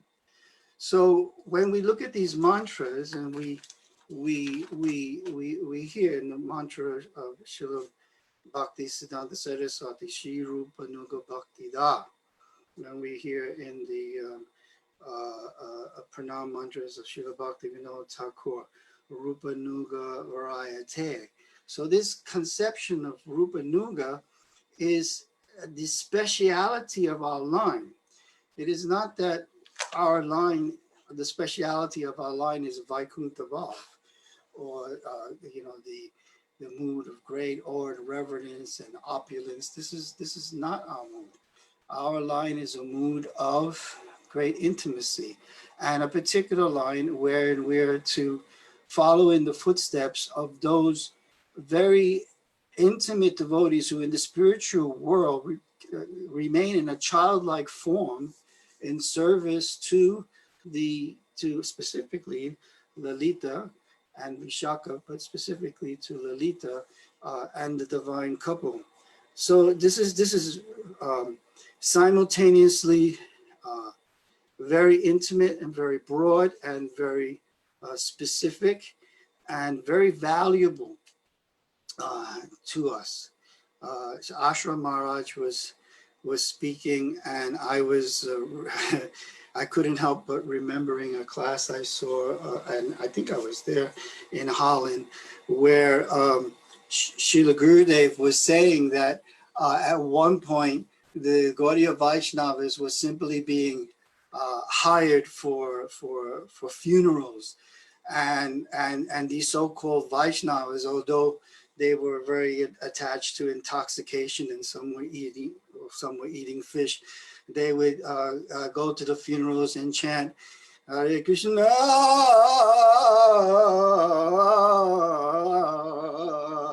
Hare. Srila Gurudev was actually imitated this kind of singing and made everybody laugh. And he was not even coming to chanting Hare Krishna properly, simply performing in very bombastic sort of ways. I like that. But everyone went, oh, this is very nice. This is very good. But the learned people, the people with a little bit of education, they could see through all of this, and they were not impressed or attractive. And the reputation of Gaudiya Vaishnavism had gone down until Bhaktivinoda Thakur appeared and reestablished the respectability. I had originally planned to go a little bit to sing a little bit and translate from the Gita Vali or Bhaktivinoda Thakur's Shishastakam, but I'm aware that I won't have time to actually go through all of the 8 verses. But Srila Gurudev, in that class, he also mentioned that unless one feels some separation, that he cannot actually begin to understand anything about Siddha Pranali or his actual identity in the spiritual world in relationship to Krishna. What is his name, his fame, where he lives, and what he wears, and all of that sort of thing. There's no access to that unless there's expressing. Okay, so I'm going to finish with well, let me see, I have it here. I won't go into the actual Gita Vali. Wherein Bhaktivinoda Thakur expresses his increased desire to see Krishna. Dekhiya Yugaladana Ashtira Hoyle Nama Gyanahara Hoyle Thakur Katakapa Nahi Jani Gyana Labha Holimani Aranahi Belo Darshana. So he expresses at this point, which is in the middle of the Shishastakam revelation, Seeing the treasured divine couple of Raja, my mind became unsteady and I lost consciousness, but I do not know for how long. When I awoke, that divine vision of Radha and Krishna had disappeared. So Srila Narayan Maharaj explains that without this kind of experience, there is actually no possibility of one ultimately realizing their form. He gives the example of Narada Muni and how Narada Muni heard a voice from the sky saying that after having a brief vision of his Lord and then the Lord disappearing, he was given the instruction, now I have given you this glimpse, now you must perform, you must immerse yourself in Jiva Doya and Nam Sankirtan, mercy to the Jivas, and a complete absorption in the names, and then I will appear to you again. So Bhaktivinoda Thakur also taught by his life and his prayers that we have to strive to get a glimpse of Krishna, and then when we get that glimpse to develop great greed to pursue our objective, which is Manjari Bhav in the wake of Sri Chaitanya Mahaprabhu. Sorry if I went too long or if I got a little bit splayed out. As I was speaking, I was thinking more of what I need to eliminate than what I need to say. Sorry. Vanchakalpatarubhyasya kripa sindhu bevacha viditanam pavanebhyo vaishnavebhyo namo namah. Hare Krishna. Jai, thank you, Prabhu. Sorry, I had to. No. Yeah, please. It's good. As ever, your presentation, your offering is full of siddhanta, full of insights, and also amazingly, everyone's really been quite well coordinated. There's been very little repetition, so it's really quite amazing because we don't coordinate that up front. That's just down to Guru, Parampara, and Paramatma coordinating on our behalf through us. So thank you, Prabhu. And also listening very closely to what everyone else said and not to That's true. That's true. That's true. Okay, so I'm gonna take over just for the next, I think it's the next person. I would like to introduce our famous godbrother who has, if you've seen his pictures, he's probably be able to lift both Gurudev and Durga Maharaj both on his hands. He's told that story to many of us before. He's very humble, he's very encouraging, and he's super sweet in his presentations, and he's very time accurate. I could go on speaking about him for a long time, but I won't do that. And I would just like to introduce our next speaker, who is none other than our Shriman Yashodananda Prabhu. Thank you, Devi. Vanchakalpatarubhyacha kripa sindhu bevacha patitanam pavanebhyo vaishnavebhyo namo namah. Om Gyan Tiramandasya Gyanjana Salakya Chakshur Militam Yenaha Tashmai Shri Guru Namaha Shri Krishna Chaitanya Prabhu Nityananda Shri Advaita Gadata Shivasadi Gaura Bhakta Vrinda.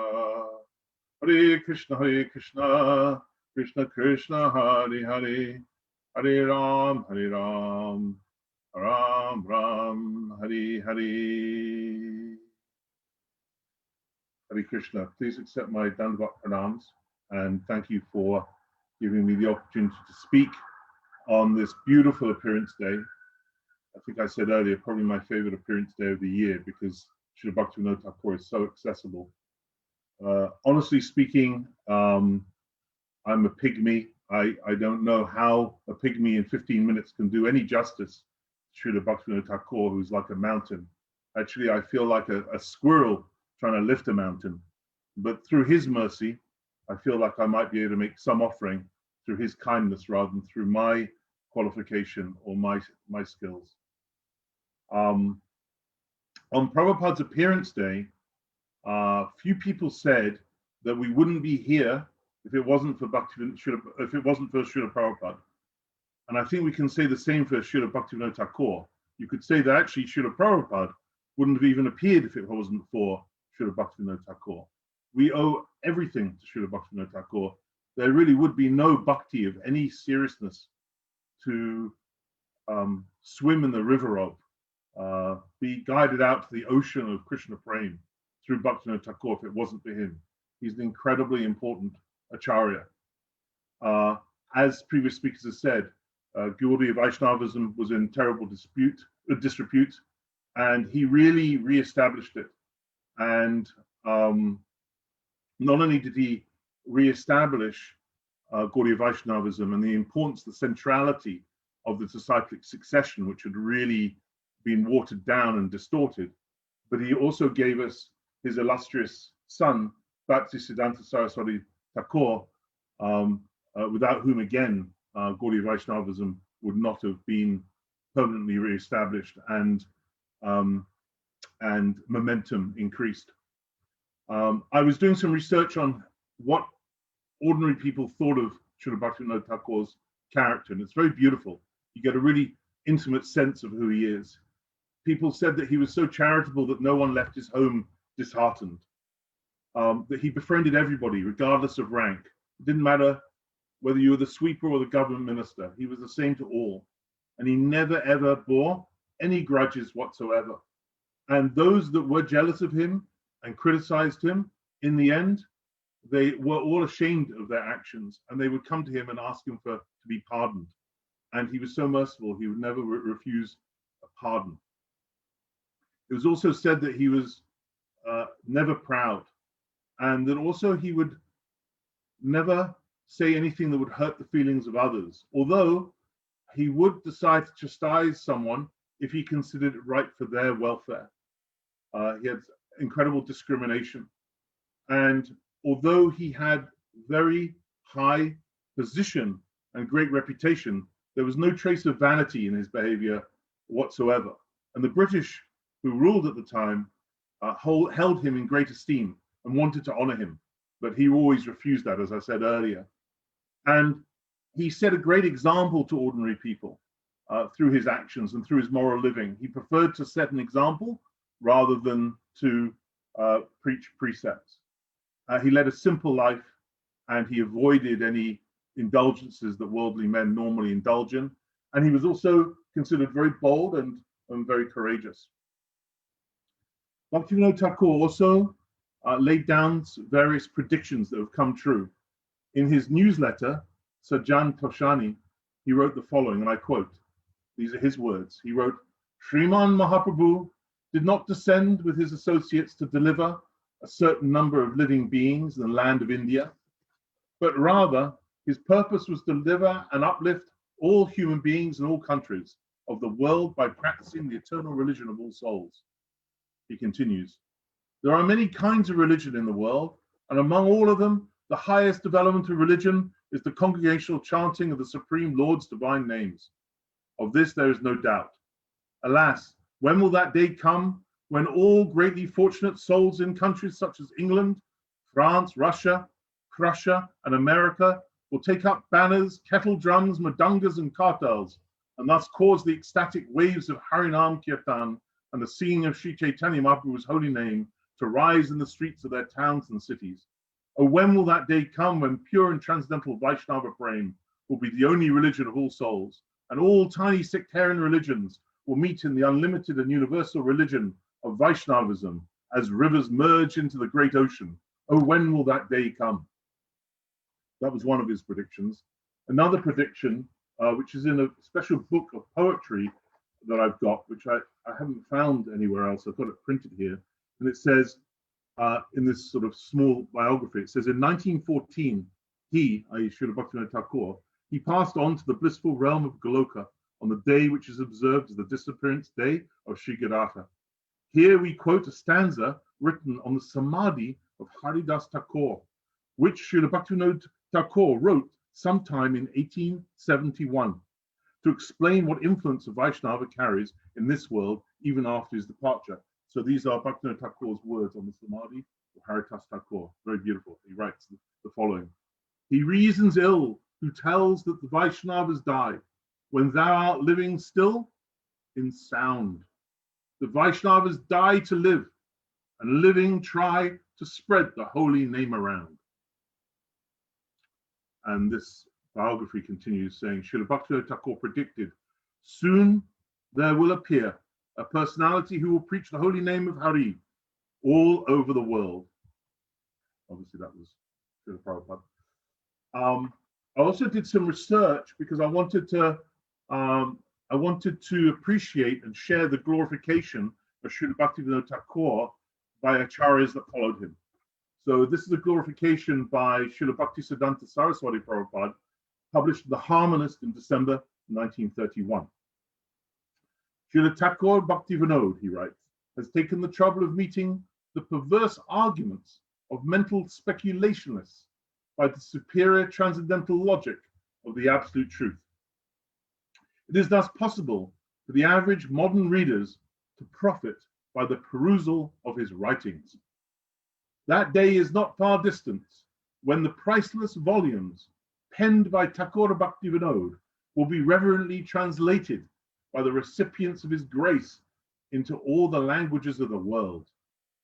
The writings of Thakur Bhaktivinoda provide the golden bridge by which the mental speculationist can safely cross the raging waters of fruitless empiric controversies that trouble the peace of those who choose to trust in their guidance for finding the truth. As soon as the sympathetic reader is in a position to appreciate the sterling quality of Thakur Bhaktivinoda's philosophy, the entire vista of the revealed literatures of the world will automatically open out to his reclaimed vision.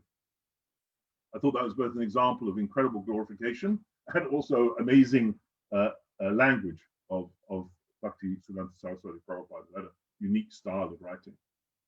Here's the glorification of Srila Bhaktivinoda Thakur by Srila Bhakti Rakshak Srila Maharaj. He writes, Vande Bhaktivinodam Shri Gora Shakti Sarupakam Bhakti Sastranya Samrajan Radha Rasa Sudha Nidhim, which translates as, I bow to Sri Thakur Bhaktivinoda, Mahaprabhu's love divine personified. He is the king of all knowers of the purpose of the scriptures, and he is the ocean of Sri Radha's devotion. And then a glorification by Srila Prabhupada of Bhaktivinoda Thakur, which actually Sriman Raghunath Prabhu referred to in his, I think actually he read the whole class, September the 23rd, 1969 in London. So I won't be repeating everything he said, but what he did say, which was in his glorification, was that Bhaktivinoda Thakur's birthday we should adore. He said we should worship, because in the modern age he reintroduced the disciplic succession. And he goes on to explain how we cannot and must not approach Krishna directly. We must approach Krishna through Guru, through a bona fide Guru, through the disciplic succession. So if it had not been for Srila Bhaktivinoda Thakur, the ladder, if you like, the ladder of Abhideya, of reaching, of having any hope of reaching Goloka Vrindavan, of having any hope of progressing in Krishna consciousness, the ladder would have remained inaccessible to us as devotees. And it's his re-establishment of that disciplic succession that is one of the fundamental axioms that Srila Bhaktivinoda Thakur has instilled in Gaudiya Vaishnavism as a result of his appearance. And then our beloved Srila Gurudev, Srila Bhaktivedanta Narayan Goswami Maharaj, on June the 27th, 1997 in France, he said something really astounding. He said the glories of Srila Bhaktivinoda Thakur are so great that even Lord Brahma, with his 4 mouths, cannot completely describe them. Srila Bhaktivinoda Thakur was a transcendental personality, and we're not transcendental. So how then can we touch his glory? Only a transcendental person can expound on his glory. Hence my opening comments. Finally, I'd like to share one of his poems. I have a wonderful printed version, which is not online, of all of his poems entitled under the title Sharanagati and also Gitavali. And it's I wanted to choose a bhajan that's not in the songbook, so most of us hopefully would not have heard of it. and therefore this may be a nice surprise for everybody. It starts Sri Krishna Kirtane, and it's in the Gita Valley, and I'll just read the English.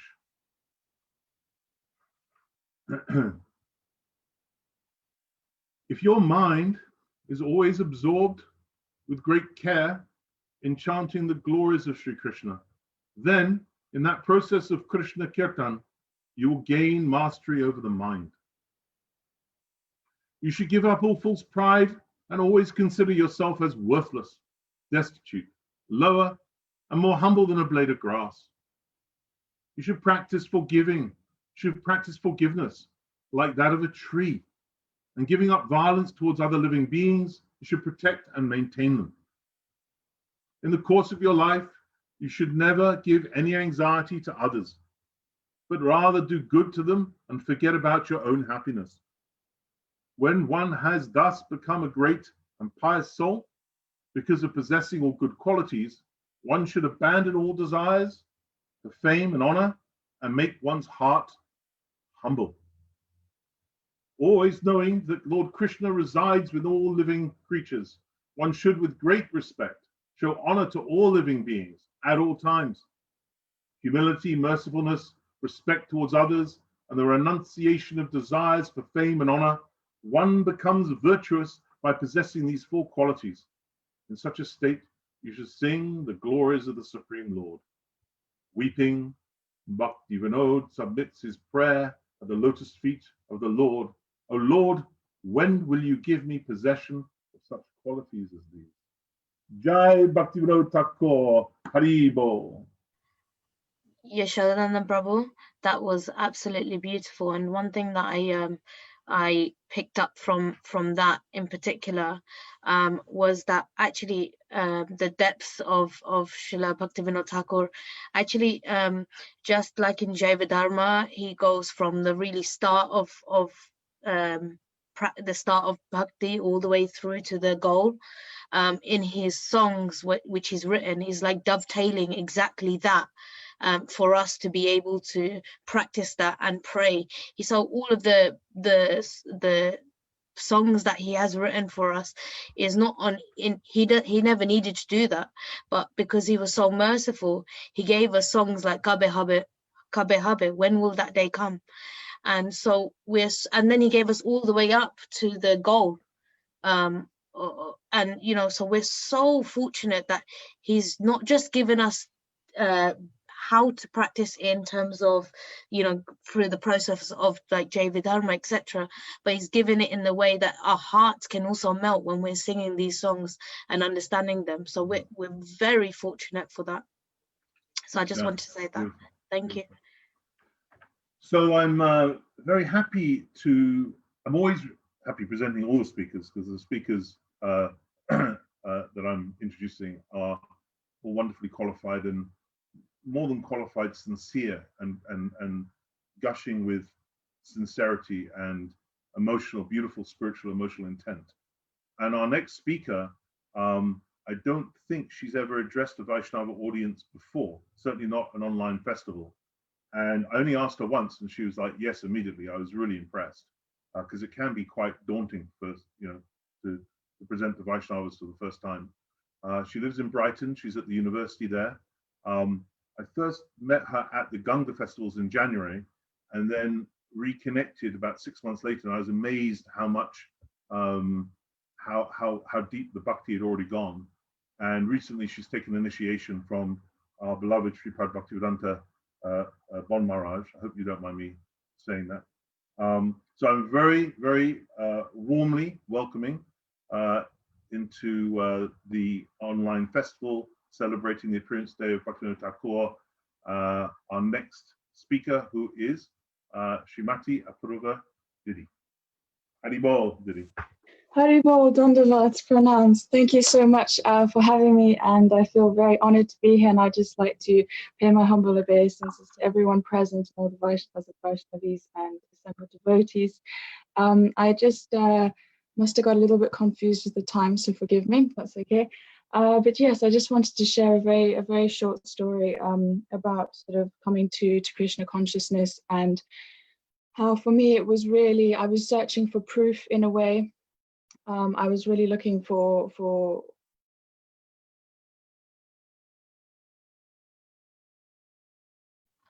Apurva Didi, we've lost your voice, and I don't know why. Right, there we go. You're back. You're back. Yep, there was a feedback loop. So as far as becoming a devotee is concerned, you know, there's lots of doubt in the mind, and you want sort of some sort of physical confirmation of it. And I just wanted to share that I definitely got that. During lockdown, I was on campus at Sussex University, and I was sort of walking through the forest, and I just came across this cow, which I'd really like to just show you a quick picture due to my organization. It hasn't quite turned out how I wanted to with technology, etc. But this is a beautiful little being that sort of came into my life. I'll just show you there. You can see her sweet little face. And I just went up to her, and I tried to touch her, but you know, animals are so scared of us, and over time we've sort of lost our connection to them.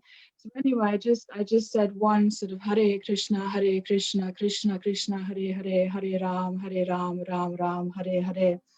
And it was just incredible. She already had sort of, you know, they constantly sort of, their eyes are watering, but her eyes just streamed tears. It was the most beautiful, touching confirmation for me, because you know, I was on my own. It was Krishna just saying to me, this is the right path for you, and just essentially everything that you're looking for is buried within you, and you will get it through bhakti. And then also I just wanted to share as well, I'm staying, just the insane magnificent synchronicity, I'm staying at an Airbnb, and look what I find on the shelf, the Srimad Brahma Sita, and it's just the most magnificent book that I've been reading. And I was really going to try and share a little bit of it, a part of it, but didn't have time, so that's okay. But essentially the moral of the story is that people who want to achieve material things, they're not quite ready for the path of bhakti. It's really us lowly souls that have sort of been to the depths of our experienced human life, and who are so ready, who literally have no other choice but to take to the path of bhakti, because we just can't keep our suffering going. It was so beautifully said, and I might share it in the group afterwards. But essentially that was it. Yeah, I just want, absolutely amazing that it appeared in Airbnb, and it's just constant confirmation from every direction that this is the way. And it is super overwhelming at first. There's lots of magnificent gurus to learn about, and personalities. But funny enough, I have an absolute attraction.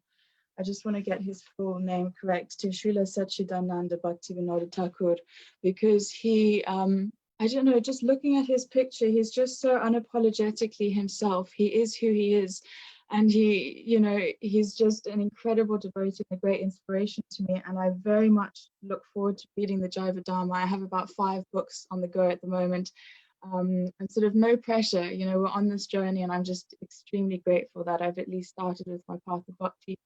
And I hope today somebody found something interesting, but I just thought it was absolute incredible confirmation that I saw that beautiful cow cry. And it's just a magnificent thing, because it's easy to go along with things if they feel good, which the devoted community does. Everyone is so kind and so loving and accepting. And it's, you know, you need sort of, I don't know, like a tripod of things to work: your own feelings, association, but then that confirmation of my connection to Krishna. And one more thing to say is just, you know, I'm not quite qualified to see Krishna, that I absolutely understand and accept, but they do say, and I wish I could quote it correctly, but essentially, if you can start seeing Krishna in everything, then that's where one begins, and that's the most beautiful sort of baby steps towards Krishna. And it's like, bhakti is a little bit like having 1,000 puzzle and not really knowing what the full picture is or the end game is, but you've got all of these little puzzle pieces that fit together so beautifully, and it's like you sort of fit 2 together and 3, and eventually I think I will get a fuller understanding. But from what I've heard, never a full understanding. That's just not our qualification. But thank you so much, Yashoda, for offering me a small little place on this call. I've been listening as I've been cycling around Brighton doing certain things, So I appreciate it, and my Dandavat pranams to everyone. I do apologize if I made any offense, but I trust that Krishna hopefully guided me in the right way, and I wish you all a very blessed appearance day for Srila Bhaktivinoda Thakur. Hari Bol, Dandavat. Thank you, Apurva. That was beautiful. Although bhakti is ever fresh and every day really is new, whether you've been doing bhakti for a day or 50 years, there's something very infectious about your enthusiasm as somebody new to bhakti, and that certainly comes through in how you speak about it. That was really beautiful. It made me smile both on my face and within. And I loved your expression, unapologetically himself. I think that's great. We can, I think we should all be unapologetically ourselves. And thank you for a very personal share, and also how powerful what I would call paramatmic confirmation is. You know, when we're in tune with our destiny, when we're hand in hand with Lord, with Krishna, then signs are there all the time that we're on the right path. So thank you so much. Jai Haribol, thank you. Is it back to me? Yeah. It's back to you. Yeah. Okay. So it's like breakfast TV. The reason why I've chosen to speak about the next speaker is because he's very, very close to me. He's known me all my life. We've fought, we've laughed, we've cried, all in one go. But as time's gone on, and he is the first person to ever bring me to my Srila Gurudev and on this path of bhakti. He is my Shiksha Guru, and more importantly, more than my brother, he is my Gurudev's son. And so with that, I would like to present or introduce my big brother, my Shiksha Guru, my amazing everything, is my brother, Shriman Satyaraj Prabhu. Haribol, Haribol. Can you hear me? Yeah, we can hear you. Are you going on the video? Oh, 1 second. Let me just get that video up. There we go. You can see me now? Haribol, Haribol. My Dandavat pranams to all of the Vaishnavas present. Okay. It's very difficult because I've almost been put on the spot. Well, that's what I feel anyway. I feel extremely nervous speaking to all the Vaishnavas out there and people that are much more qualified. And even right now, I'm feeling my heart kind of agitated. So I'll just go on. So Gyana Timirandasya Gyanan Janasalakaya Chaksurun Mitamyena Tasmei Sri Gurave Namaha. Namo Om Vishnu Padaya Radhikaya Prinatnek. Sri Srimad Bhaktivedanta Narayana Itinamine. Okay, so let me just go on to what I have written, some little things. So the first thing I wanted to do is just read this out. It says, I'm dumbstruck by my master. Although I am breathing, my mouth cannot produce any words. My body has become frail and my palms moist. My heart is agitated. Due to my weakness, I can no longer act sober in front of great personalities, who themselves are my worshipable deities. I may say many things which can easily be falsified by your own powerful devotees, but if you are kind, my Lord, let me speak of what means so much to me. Be the anchor to my boat, which is currently being dragged here and there by turbulent currents. Otherwise, failure to deliver something meaningful is assured. If, however, this is your desire, let me be shamed and be kicked by the Vaishnavas again and again. This I will count as my fortune. I have absolutely no ability to praise Srila Bhaktivinoda Thakur.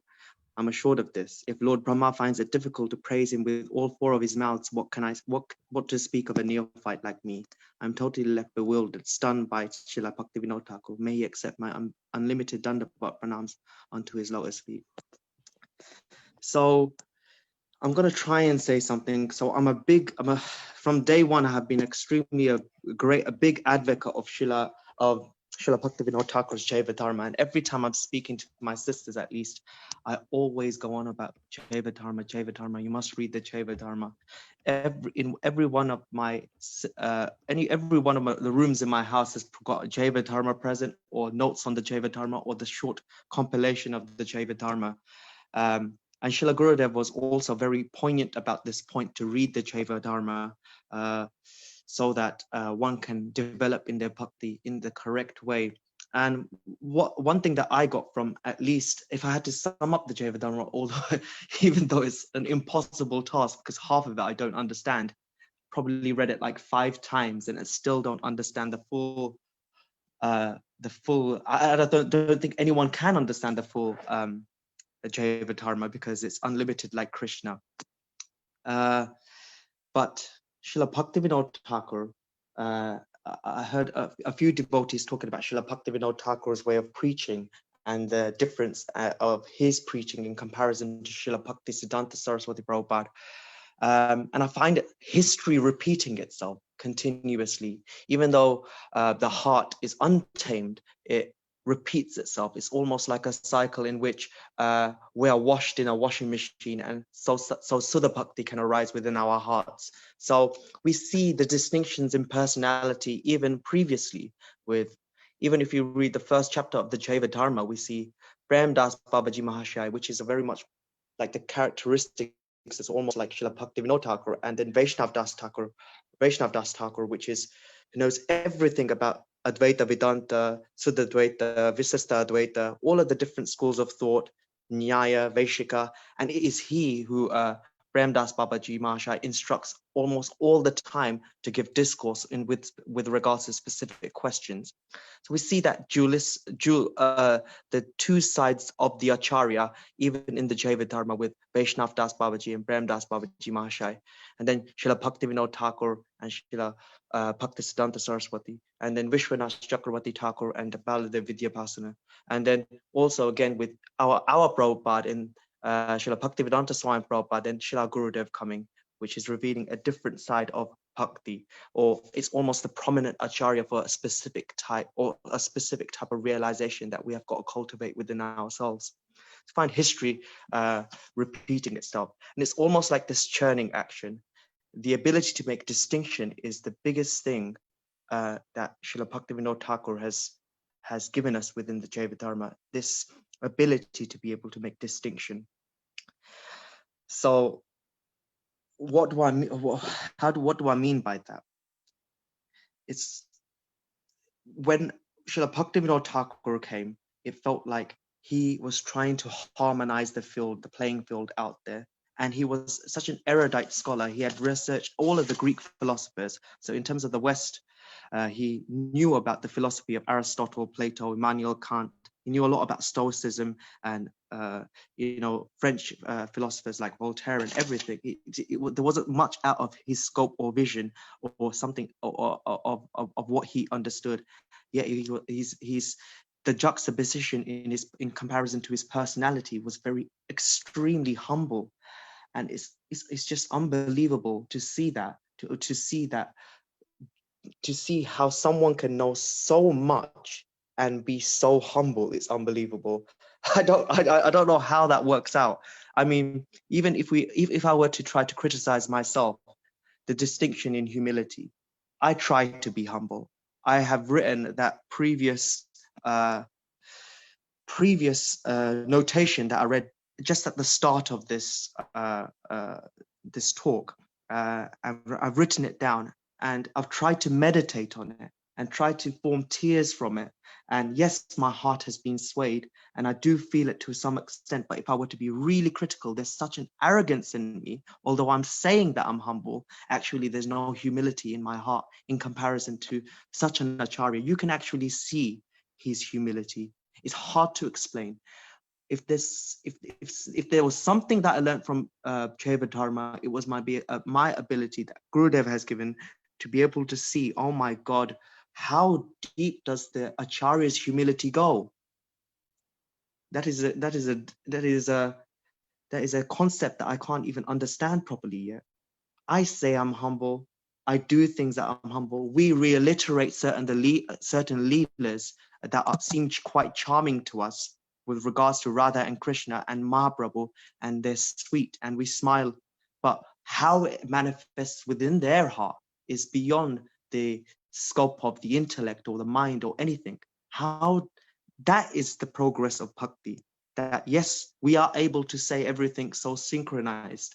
We are able to put everything into category. for our understanding, for our Shraddha to become stronger. But to feel it is a totally different thing. That feeling of humility, or the feeling of love, or feeling of joy, right down to its core, is a totally different and separate thing to actually intellectualizing it or understanding it. And it's just extremely baffling to me how Srila Bhaktivinoda Thakur is not only such an erudite in his field, whatever field he's actually studying, he's the topmost, that he's able to, he actually feels it. He's Swanyam Dwadaskam.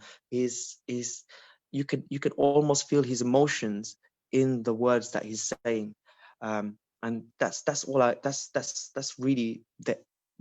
I didn't have much to say. I was trying for 3 days to find something to talk about Srila Bhaktivinoda Thakur, but every time I picked up the Jaiva Dharma, or every time I listened to one of his lectures or anything along those lines, I just became totally bewildered. I didn't know what to say. I didn't know. I went to Yash's, my sister's room, 3 or 4 times saying, "Oh, I don't know what to say. I don't know what to say.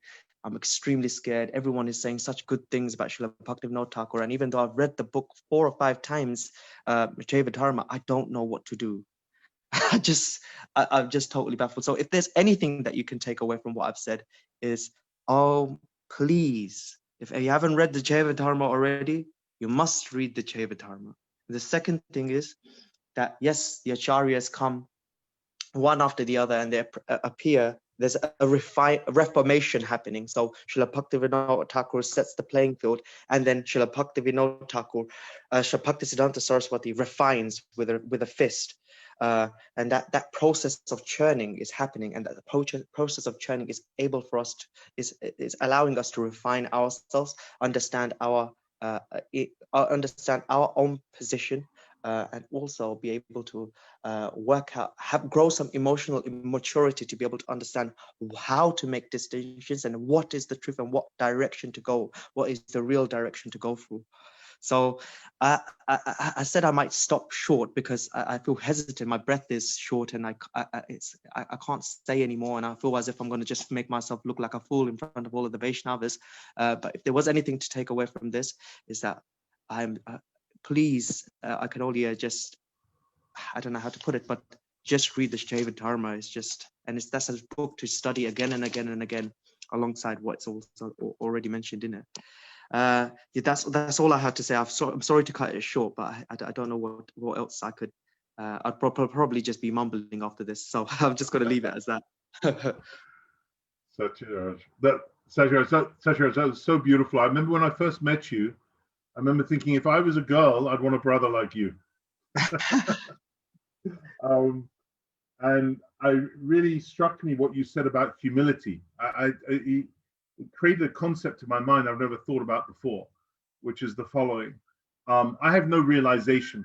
So how can I talk about the omnipotence and infinite nature of the Lord at the same time he's so personal with us if I have no realization? So I can't be humble because I don't know how great God is. I don't know how great Krishna is. So I'm just spouting words. Whereas these acharyas, they actually know Krishna and they know how amazing he is. They know how infinite he is. So they can be humble because they know their real position in relation to Krishna, and they control him through their love. So it's really inconceivable. For us, it's just words. For them, it's real. But you can feel it because you can't fake humility. You can't. You know if someone's got it. And that was a really beautiful offering. And the other thing I want to add about Jaiva Dharma, by the way, is that one of the things I found super helpful was the instruction from Shamarani. It's written somewhere about 1.5 pages. I can't remember where the original instruction came from, but that when we read these books, like when we read Jaiva Dharma, travel in our mind to Navadvip, to the home of Bhaktivinoda Thakur, sit at his feet and beg him for his mercy so that we can understand and have some realization of what he's written. This really changes the whole experience of listening and speaking the Jaiva Dharma or any of the books when we do that and we go to the author in our minds when we're reading. It's a very beautiful meditation. So thank you very much, Satyaraj. Yashodhara, did you want to add something as you made such an affectionate I just wanted to say that he's gone off the video, so that's good. I just wanted to say that my brother has though he says that he doesn't know anything, he's the one that's taught me the essence of mood, and how to really delve into the Jaiva Dharma, and he is someone that should be preaching and speaking more and more, and I think he's one of the upcoming preachers, like we've got so many, and he should be inspired to speak Srila Gurudev's words, because these are things that we need in our Sangha. We need the next generation, as many of you have said, so I think he's one of them. Yeah, beautiful. Thank you, Shreya. Our next speaker, she probably doesn't know this, and again, I don't want to embarrass her because over-glorification can be embarrassing to a Vaishnava, but I'm a secret fan of hers. She is extremely strong in her nishta, very brave. I mean, she was traveling around the world on her own as a single female, preaching for years. I think she's pretty much fearless. She nearly died in an accident, vehicle accident in Vrindavan, and yet she kind of used that as a preaching vehicle to, from what I hear, convert hospital staff to Vaishnavism. You never hear her complain or moan. She really is quite extraordinary, very erudite, loves to preach, fantastic Vaishnava. So I'm very, very warmly welcoming Srimati Charu Didi Dasi. Haribol. Charu, are you there? I hope I embarrassed you. Did I embarrass you? Definitely. Great, great. I'm none of those things. Oh, yeah. Very insignificant. Haribol. So you have up until 2:50, Didi. Okay, thank you. Omaginat Pandasya Gananjana Salakaya Chakshamali Tamyena Tasmai Shri Gurave Namaha. Namo Bhaktivinodaya Sachidananda Namane Gaur Shakti Srupaya Rupanuga Variety. Vanchakalpadrubhyascha Kripa Sindhavevacha Patitanam Pavanibhyo Vaishnavebhyo Namo Namaha. Shri Krishna Chaitanya Prabhu Nityananda Shri Advaita Gadadhar Shivasadi Gaur Bhaktivinoda. Hare Krishna, Krishna Krishna, Hare Hare, Hare Rama, Rama Rama, Hare Hare.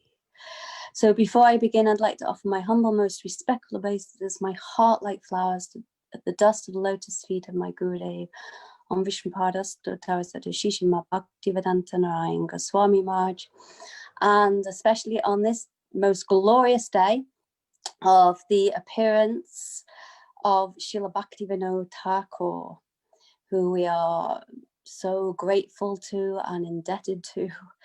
I offer my humble, most respectful obeisances to him and to all our gurus in this illustrious Guru Parampara, and to all Vaishnavas and Vaishnavis, and especially grateful to Shodananda Prabhu and Yasodhara Didi, who are heading this up today.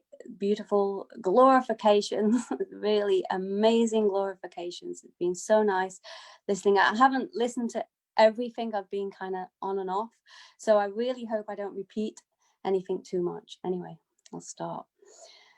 So, as Krishna, his transcendental birth and activities are divine. So the birth and activities of his pure Vaishnavas are completely divine, completely transcendental. And actually, it said it's more auspicious, more beneficial for us to hear the glories of our Vaishnavacharyas. It's so helpful to us in our progress of our sadhana bhakti. So actually, I was thinking, it's very difficult to recognize pure Vaishnavas. And it said even the demigods cannot recognize pure devotees. On the other hand, you know, when Krishna was in the womb of Devaki, all the demigods came and they offered prayers to Krishna in her womb. However, when Prahlad Maharaj was in the womb of Kayadu, what happened? The demigods came, and they wanted to kill him. They didn't actually know there was a pure devotee in her womb. So in this respect, we can understand that the glories of the Vaishnavas are extremely confidential, not so easy to recognize a pure Vaishnava. So there's no difference between a Vaishnava's appearance and disappearance day. Both glories are the same. But there's one speciality in the disappearance day of a Vaishnava. That is, when a Vaishnava appears, no one can really understand, no one can really know fully the glories of his contribution because he hasn't contributed anything at that point. But when he disappears, everyone can see the greatness of his contribution in this world. So someone, I think, mentioned this point before, that around 350 years after the disappearance of Sri Chaitanya Mahaprabhu, the sky of Gaudiya Vaishnavism was filled with dark clouds. So many people claiming to be the followers of Mahaprabhu, they deviated. There were so many different deviant sects like Owl, Baal, Sakibeki, Goranagari, so many. And the behavior and the activities were completely abominable. So much so that the educated people, they were appalled. And the result was that Mahaprabhu and his teachings fell into disrepute. I think someone mentioned that before. So Gurudev said that just as King Bhagirath, he brought the Ganga river down to this earth throughout India. Srila Bhaktivinoda Thakur, he brought the Bhakti Ganga, in other words, the flow of the river of Bhakti, to this world. So by his unprecedented service, then the flow of pure bhakti that was initiated by Sri Chaitanya Mahaprabhu once again flowed in this world. So I think it was Ashram Maharaj who already mentioned that Bhaktivinoda Thakur, he was the seventh Goswami.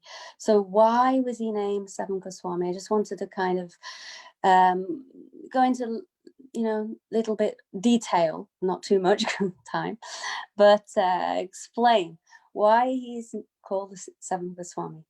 So he mentioned, Ashram Maharaj, that this Mahaprabhu, he gave 4 instructions to the 6 Goswamis.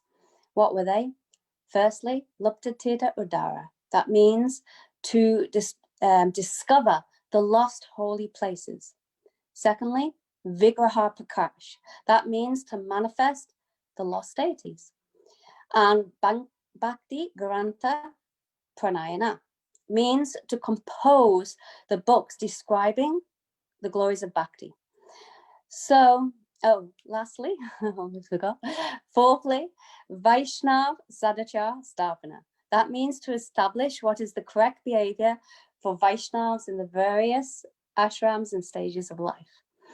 So, firstly, say something about how he discovered lost holy places of Sri Chaitanya Mahaprabhu. Well, first of all, I want to say the 6 Goswamis fulfilled the 4 missions of Sri Chaitanya Mahaprabhu, but where? It was especially in Vrindavan. So they discovered the lost holy places that were all around Braj Mandal, and they also discovered lost deities there. However, after the disappearance of Sri Chaitanya Mahaprabhu, the glories of Navadvip Dham lost. They were lost. So no one actually knew where the birthplace of Sri Chaitanya Mahaprabhu was in Navadvip. No one even knew where the 9 islands were, like Shiantadweep, Mayapur, Samantadweep, Gudumadweep, Madhudweep, Koladweep, Budadweep, Janadweep, Madhudrumadweep. All these islands, no one actually knew where they were located.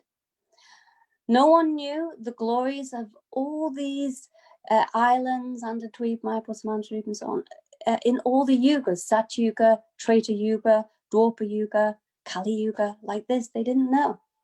So actually it was Bhaktivinoda Thakur who was chosen to reveal the glories of Navadvip Dham. He was chosen. So once in Puri, Bhaktivinoda Thakur, he was thinking, I'd really like to go to Vrindavan and do bhajan there. Why? Because all great Vaishnavas, everyone, they go to Vrindavan and they become completely absorbed in deep, deep sadhan bhajan. So I must go. He was thinking like that. I must go and do bhajan there.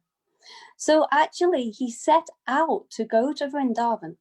But on the way, he stayed in one village where there's a family deity, Shiva.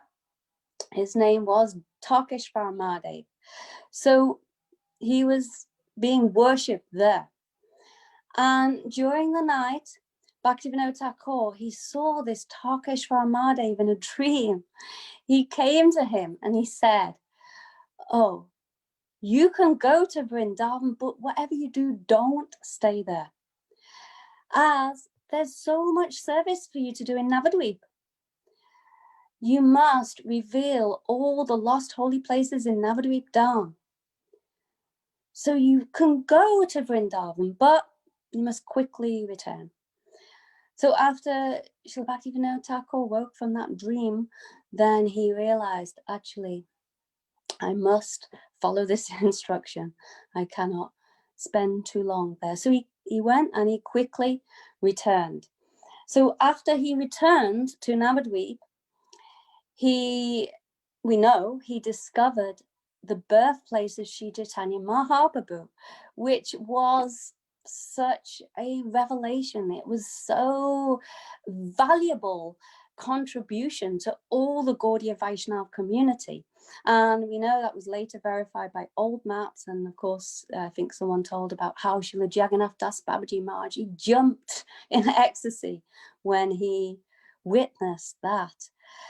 So no one knew the correct procedure and route in which one should perform Navadvip Dham Parikrama. So the Vaishnavas, they knew how Nityananda Prabhu had led Jiva Goswami on this Parikrama, and you know, it was so amazing what an experience Jiva Goswami had with under the guidance of Nityananda Prabhu, but no one knew the details. Those details were lost. So it was actually due to Bhaktivinoda Thakur who discovered those details, and he recorded them in Navadvip Dham Mahatmya. So then, secondly, the instruction that Mahaprabhu gave to the 6 Goswamis was that they should manifest the lost deities. So that's Vigraha Prakash. So we know that Bhaktivinoda Thakur, he gave especially 2 gifts to this world. As I mentioned, Gurudev would always mention, he discovered the birthplace of Sri Chaitanya Mahaprabhu. Not only that, he gave us Srila Bhaktisiddhanta Saraswati Thakur, which, if it wasn't for Bhaktisiddhanta Prabhupada, we would not have Gaudiya Math. And if it wasn't for him, we wouldn't be here, because he gave us also Srila Bhaktivedanta Swami Maharaj Prabhupada.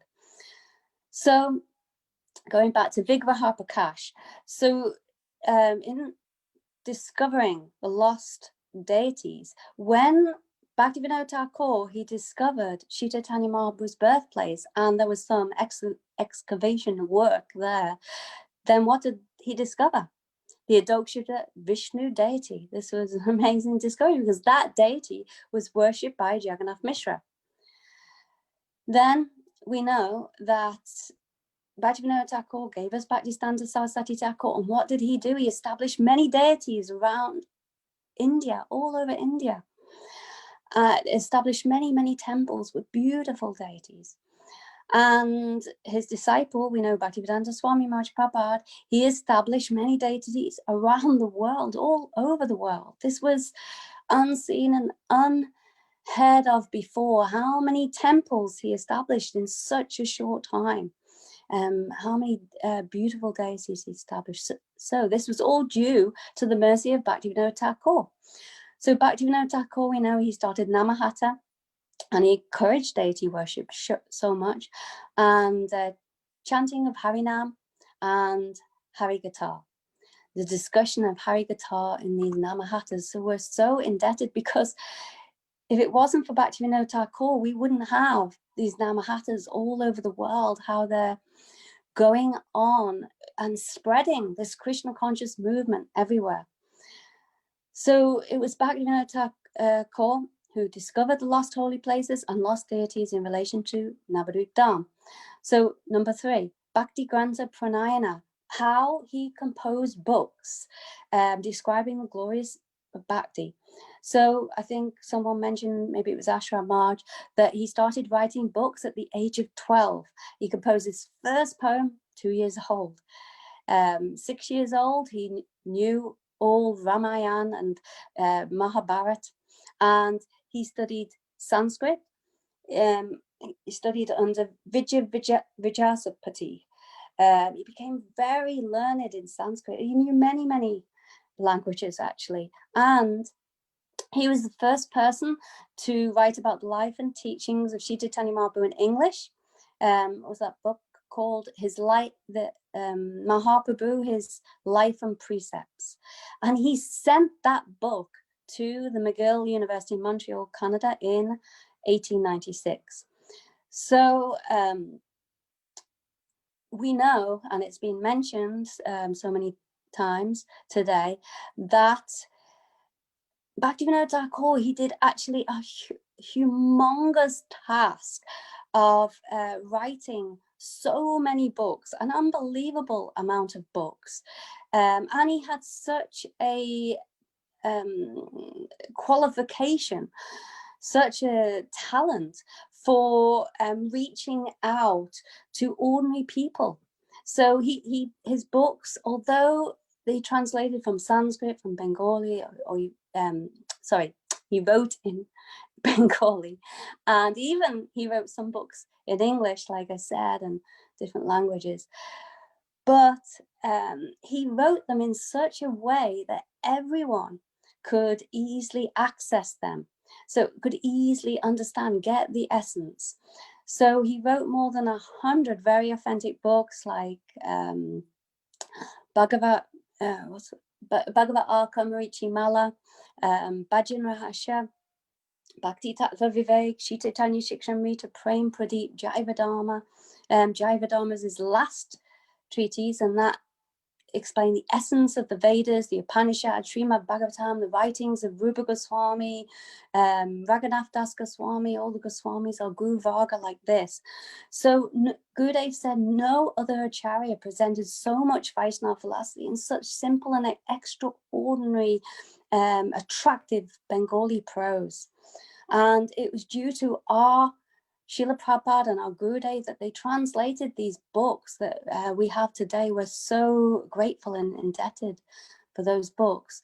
So also, of course, it's been mentioned that he wrote many thousands of songs. He wrote a collection of songs on subjects like Sharanagati, like Mana Sadeho Gaya Yokichumo, like this. So many beautiful songs, summarizing Upadeshamrita, summarizing Shishastakam, Yasomati Nandana, Brajabaranaga, Vibhavareshesha. These include, Gurudev said, all the important pastimes of Krishna. Everything's within those songs, and if we hear those songs with faith and honor, then those pastimes will actually be revealed, will manifest in our heart. So beautiful songs he wrote. And of course, he wrote songs about Harinam, Harinam Atua, Aneka Srupa Jaya Jaya Harinam, and also Harinam Chintamani, this book, so valuable book about everything you want to know about Harinam. And of course, it's been mentioned, he revealed his Siddhartha in one bhajan, Bharana Tadit, I can't remember, Basa Taravali, how he described his beautiful form, his name, Kamal Manjari. So I'll finish. And just one last point, sorry. He because I want to also mention, he established Vaishnav Sadachar Sthavana. He established the correct behavior for Vaishnavas in all ashrams and stages of life. In his books, he wrote Satkriya Sadipika Shita Tanya Shikshamrita, explained all the duties for everyone in all varnas and ashrams. And very lastly, I just want to say he gave an example in his own life of how to be an ideal brahmachari. In the beginning, of course, he was completely ideal grihastha. He would wake up so early in the morning and chant in the middle of the night, write his books in the middle of the night. And also, he even though he had a full-time, not necessarily full-time job, but he had a job where he's working so many hours, but still he spent most of his time in chanting, reading, writing literatures. And he was in this way the perfect brahmachari, the perfect grihastha. And he retired and took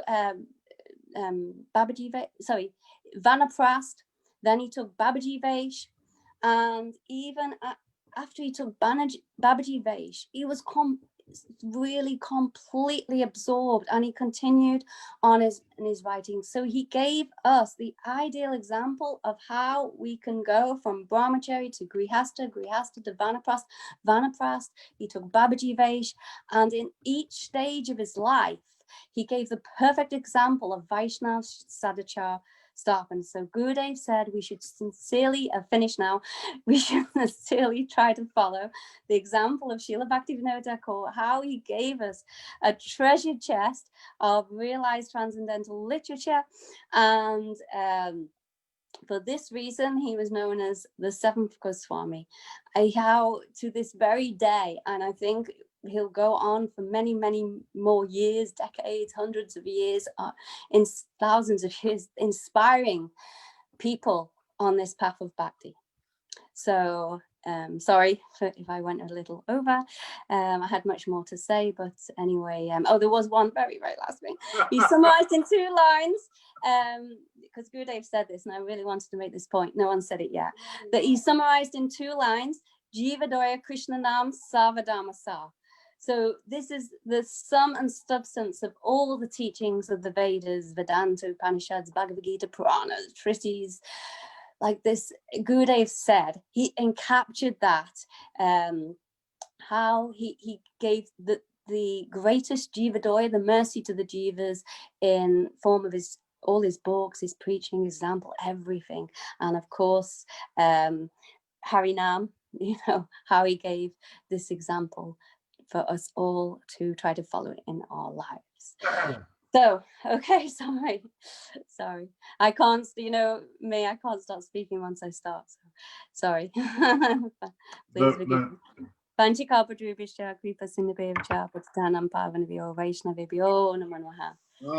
for this opportunity. No need to apologize, Chara. Always fabulous to hear from you. And sometimes I feel like the train is accelerating. When you speak, it's like the train is accelerating. It's fantastic. I love the 2 things. There's so much substance in what you said, but 2 things stood out for me was the importance of appearance and disappearance days, and how much mercy is available on these days. And this is what gives us relationship, and this is what brings us to the disciplic succession, the parampara.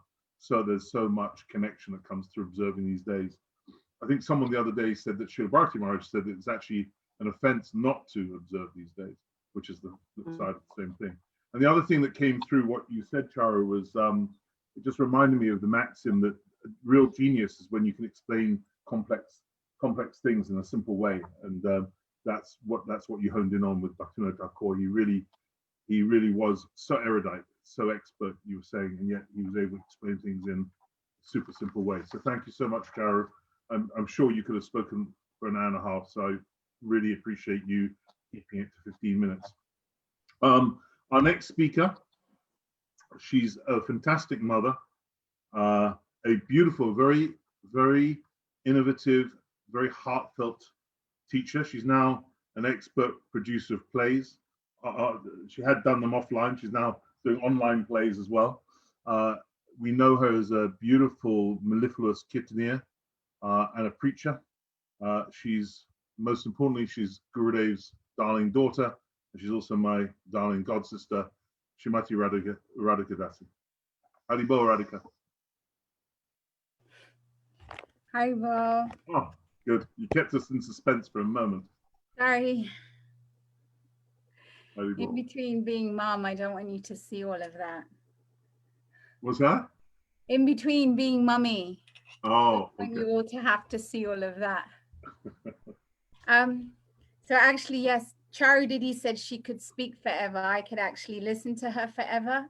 What's really wonderful about this Sangha and having all of you speak is that when you've been given this seva to share something, then you try and read and listen to as much of Gurudev as possible so that it's not speculative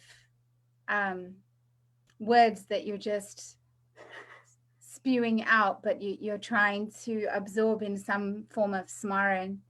And hearing all of you, it's like, especially you, Charu Didi, I know we've been reading the same articles and listening to the same Harikatha because you hear from each other that same like absorption that Gurudev's given us. So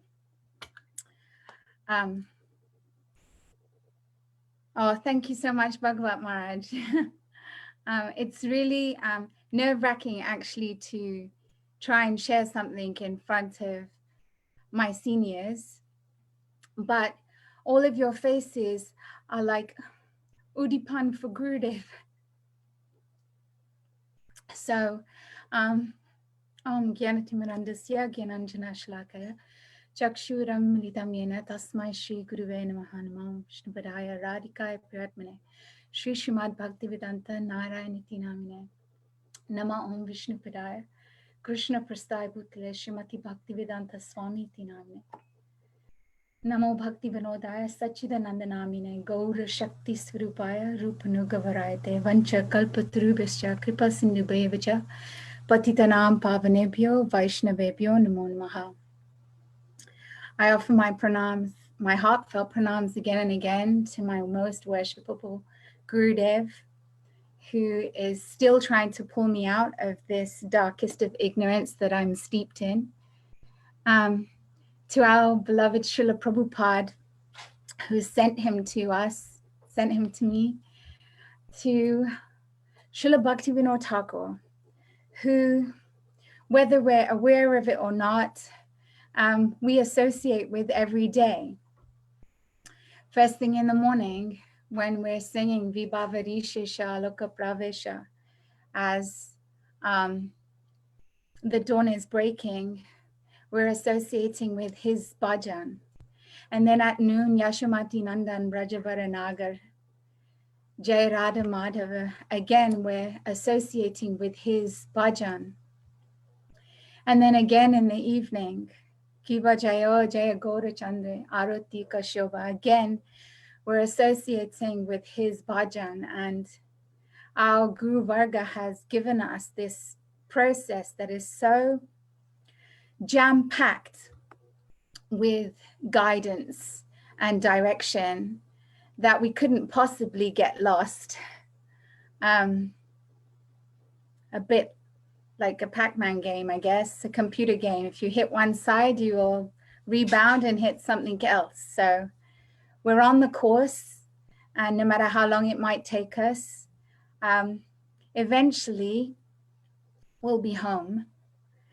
So just to, it's really wonderful to like speak after all of you, God brothers, God sisters, God uncles, God aunties, because you get to chew a little bit of the remnant. So I'd just like to chew a little bit of Charu Didi's remnant, her last sharing, that Srila Gurudev did tell us that in just 2 lines, Srila Bhaktivinoda Thakur has given us a very practical means to achieve this very high goal of Krishna Prem. And since Guru Purnima, actually, we've been coming together to hear about, to share about this beautiful goal that we are scrabbling to attain at some point in our sojourn through this samsara. But this very practical means that Srila Bhaktivinoda Thakur gave, Chandrika Didi said, that we only need to show some love, and that love has an expression, and that expression is seva. That service to the family of Krishna. From our Srila Gurudev through the entire Rupanuga Guru Varga, all the way to Srimati Radharani, we have so many like unlimited opportunities to serve the family of Krishna. And actually, I think Nikunja Didi mentioned in the chat that has anyone mentioned Dasmul Tattva? You know, just Srila Bhaktivinoda Thakur gave us that, those 10 ontological truths that we can understand this reason for our existence here and the means for it. So like Satyaraj Prabhu said, read Jaivedama, read it yourself, read it together. Hear Sripad Chudani Maharaj sharing, hear all of our senior well-wishers sharing with us, and make little book groups, small Zoom groups that you can share and read together. But that all of this is a means of service. And we hear from Gurudev always telling us, especially in Bhaja, when he would share around the time of Lord Nrsingadev's appearance, Prahlad Charita, that the 9 processes of devotional service, starting with Shravanam, to hear, and then to repeat and chant, and to remember all these things. And there's such clear ways that we can actually serve this family of Krishna to get to our goal of Krishna Prem. Gurudev also said that the glories of Bhaktivinoda Thakur are so great that even Lord Brahma with his 4 mouths cannot completely describe them. So I'm just going to chew on these 2 lines that are so significant to serve the family. Krishna rasam sarakoro chari anuchar, jive doya Krishna nam, sarva dharma sar. So that, like, how can we serve our family? I mean, it's a simple question that we can ask each other. Is this pleasing to you?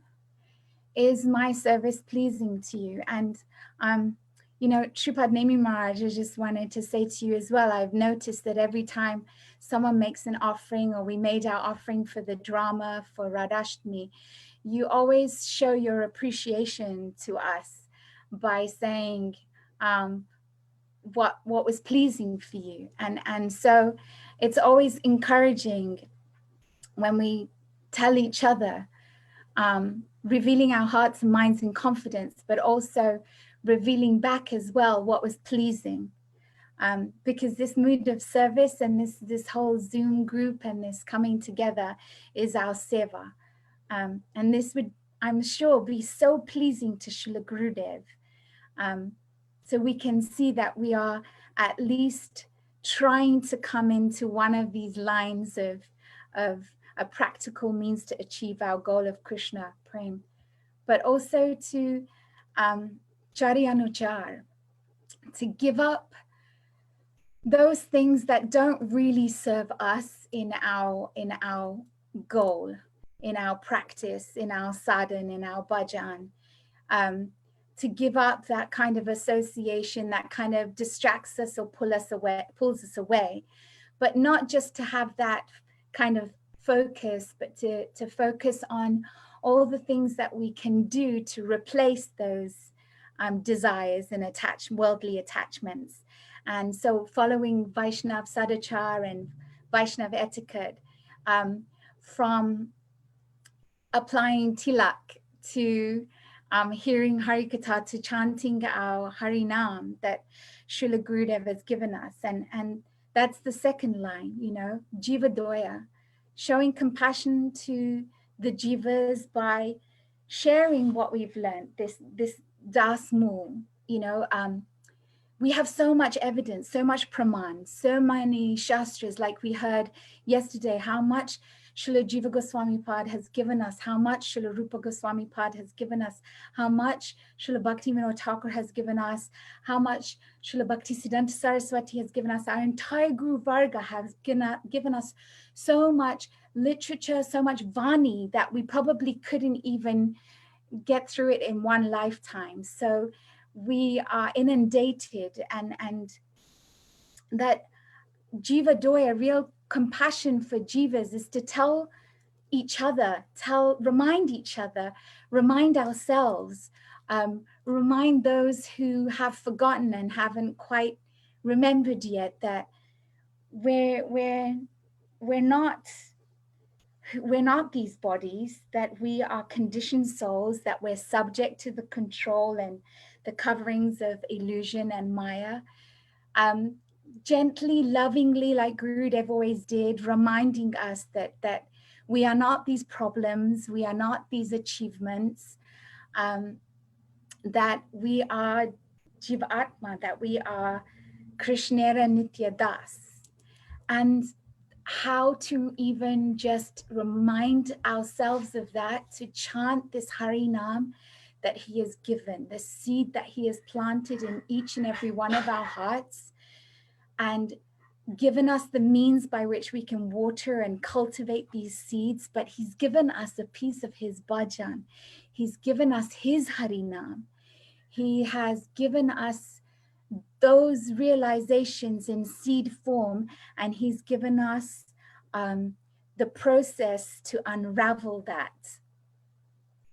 Hare Krishna, Krishna Krishna, Hare Hare, Hare Ram, Ram Ram, Hare Hare. How he, even in his Aprakat Leela, even though he may not physically be visible, he is still bringing us together in this Sangat. He is still bringing us to Sadhu Sangha, and he is force feeding us this remembrance of him and what he's given us, of what Srila Prabhupada has given us, what our entire Guru Varga has given us. And on this day of Srila Bhaktivinoda Thakur's appearance day, on his birthday, on that day where Vaishnavas, who are so generous without much discrimination anyway, they are giving wholeheartedly. I'm asking all of us to pray together to Srila Gurudev, to Srila Bhaktivinoda Thakur. I heard Srila Gurudev give one blessing to Tamal Krishna Brahmachari one time. He sang during Kartik Purnim at Govardhan, he sang Radha Kunda Tata Kunja Kutira. And after he finished singing, Gurudev was so happy.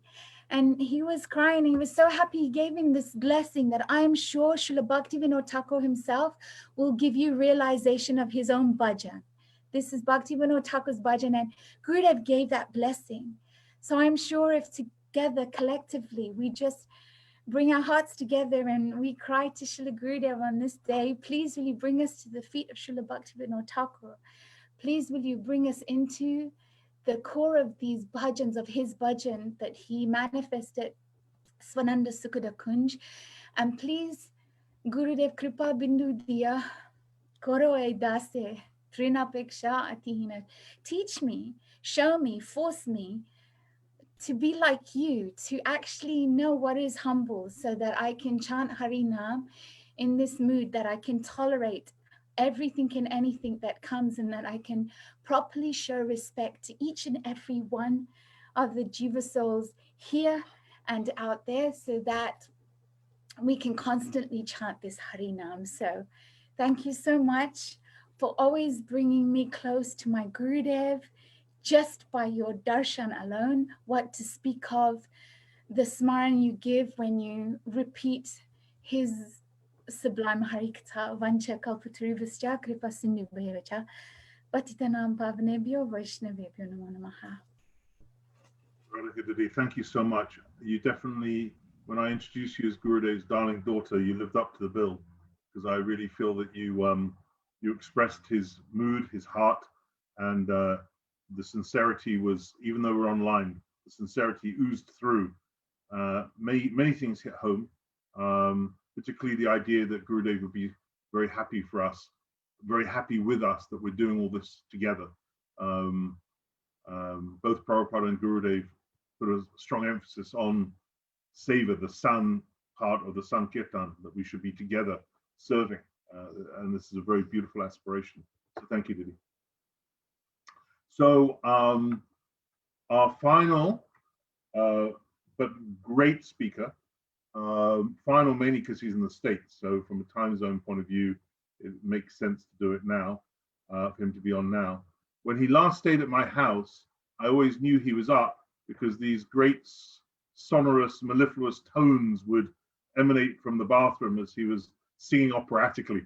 It was quite amazing, beautiful. This next speaker is a wonderful sannyas, a sevak who has been serving for decades, over 40. I won't count them, Maharaj, but over 40 years, should we say. He was actually at the disappearance of Srila Prabhupada. He is a font of information on bhakti, but also on a whole range of Ayurvedic topics.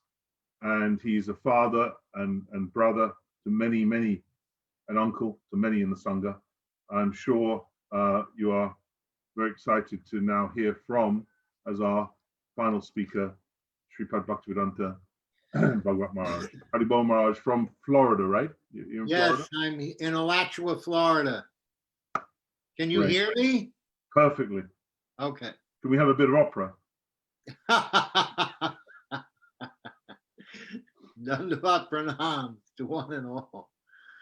I'm very humbled, actually, hearing all of the beautiful, heartfelt pushpanjalis of Srila Bhaktivinoda Thakur by all these sweet devotees. I've been listening for over an hour, and it's just, it's very, very heartwarming. Very, very sweet, very beautiful, very nourishing to my bhakti, to hear the beautiful expressions of love by the devotees. So I'm going to offer my respectful obeisances to Guru Varga and to the Vaishnavas, Vanchakal, Namam Vishnu Padaya, Krishna Prastaya, Bhutale, Srimati Bhaktivedanta Swamini Namane, Namaste Saraswati Deve, Gauravani Pracharyane, Nevashesha Sanyavadi Paschatya Dishatarine, Namam Vishnu Padaya, Radhikaya Priyatmane, Sri Srimad Bhakti Vedanta Narayan Iti Namane. And Vanchakalpa Tarubhyascha Kripa Sindhu Bhayevacha Patitanam Pavanebhyo Vaishnavebhyo Namo Namaha. My Dandavat pranams to the Guru Varga and to all the Vaishnavas and Vaishnavis who are present here today. My Dandavat pranams. Srila Bhaktivinoda Thakur once gave an analogy, which I extrapolated on. But I'm going to give his analogy, which will lead into my points of Bhaktivinoda Thakur's universal vision of the Vaishnava Dharma, the Prema Dharma. He gave this analogy of what he called Sri Chaitanya Mahaprabhu's Prem Mandir. Prem Mandir. And in this vision, he said that Sri Shankaracharya, Sripad Shankaracharya built the foundation of the Prem Mandir, because until Shankaracharya came, Buddhism had conquered all of India. And so it was Shankaracharya who chased the Buddhists out of India and reestablished Vedic Dharma, but in an impersonal way. But by establishing the Vedic Dharma again, he actually established the foundation to Mahaprabhu's Prem Mandir. Then he said that it was Ramanuja and Ramanujacharya and Madhvacharya, who actually built the building, the structure of the Prem Mandir. They were the ones who created a place where we could come to understand Mahaprabhu's praying. And then he said that Mahaprabhu himself came and established the deity of praying in the Prem Mandir. So I extrapolated on that by saying that it was Srila Saraswati Thakur, our Srila Prabhupada and our Srila Gurudev, who brought everybody from the whole world into that mandir to take darshan and understand what that praying was. So it's a very beautiful analogy, and there's things that Srila Bhaktivinoda Thakur said about interfacing with Vaishnavas and with people in general. He was very, very opposed to the sectarian viewpoint.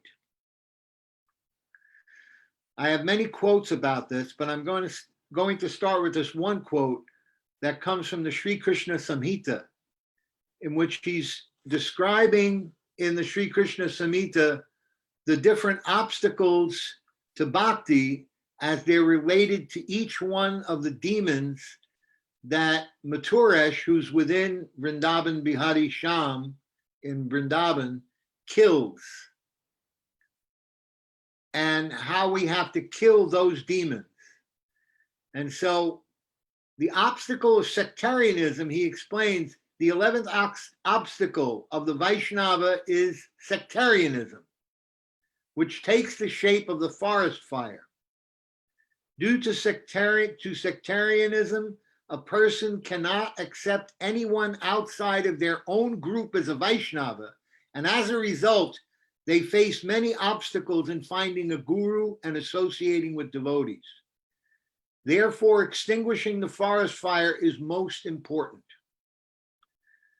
So this is a very beautiful point by Srila Bhaktivinoda Thakur, which Srila Gurudev in his lecture about the forest fire gives some insight into this.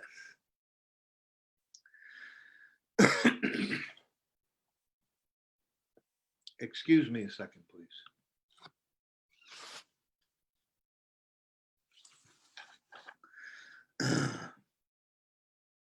So he gives some insight into this. Srila Gurudev talks about the forest fire, that when Krishna was standing in the forest, the Madhuvan forest, in order to quell the forest fire, he would have to swallow it. And so he said to all of the cowherd boys who were standing there that close your eyes, do not look, do not see. Now, there are many reasons for that, but I only have a certain amount of time, so we're going to go on to the main point of what happens. That the cowherd boys closed their eyes, and then Krishna swallowed the fire, and when he finished, and he told them to open their eyes, they were no longer in the forest of Madhuvan, but they were back at Bandirvan, sitting in front of Krishna eating lunch. And Gurudev said, At this point, the cowherd boys were asking themselves, was there a fire? Did I actually experience the forest fire? Or was this some dream, some illusion? And so they just let it go and decided, well, we're here now with Krishna, so therefore, whatever it was is not important. And Srila Gurudev said, this is what will happen to you when you become realized of your Swarup. You will look back on all of these past births and you will think, did I do that?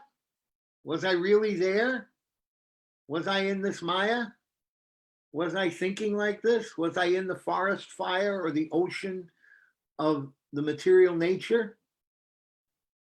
Which is a very telling point about this Leela, because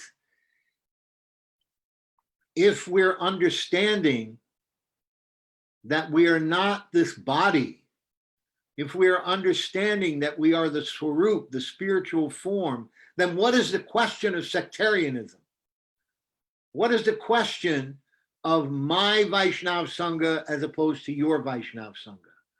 My Vaishnav conception as opposed to your Vaishnav conception?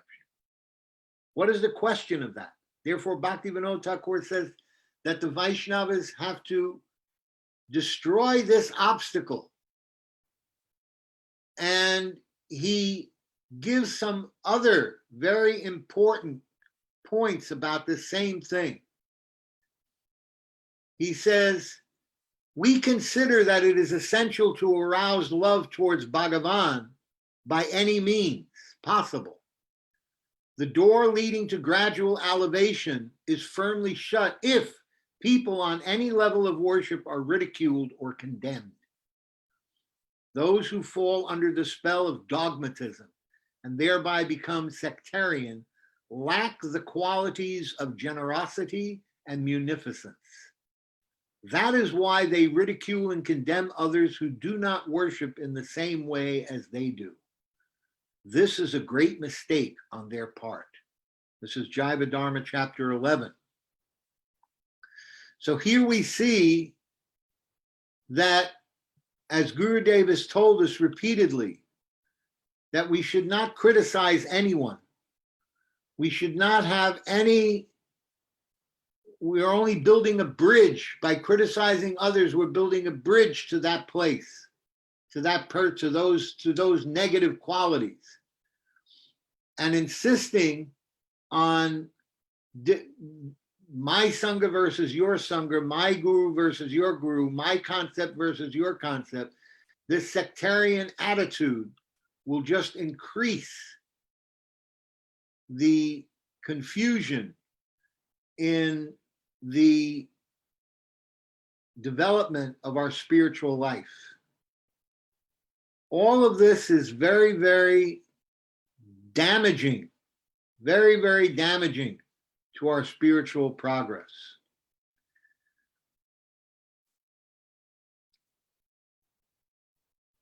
Srila Bhaktivinoda Thakur, he had a very different view. He was looking to open up the doors to the Prem Mandir so that everyone could enter, everyone could come in, everyone could worship. And he had this universal perspective on the development of Krishna consciousness in the world. There's a quote from Sajjana Toshini in 1885. Very soon, the unparalleled path of Harinam Sankirtan will be propagated all over the world.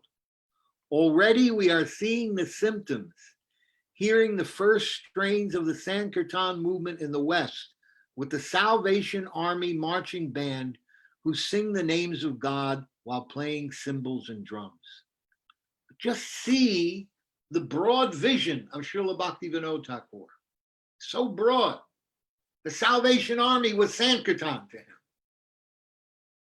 Such a beautiful and deep and wonderful vision. Such a tremendous conception.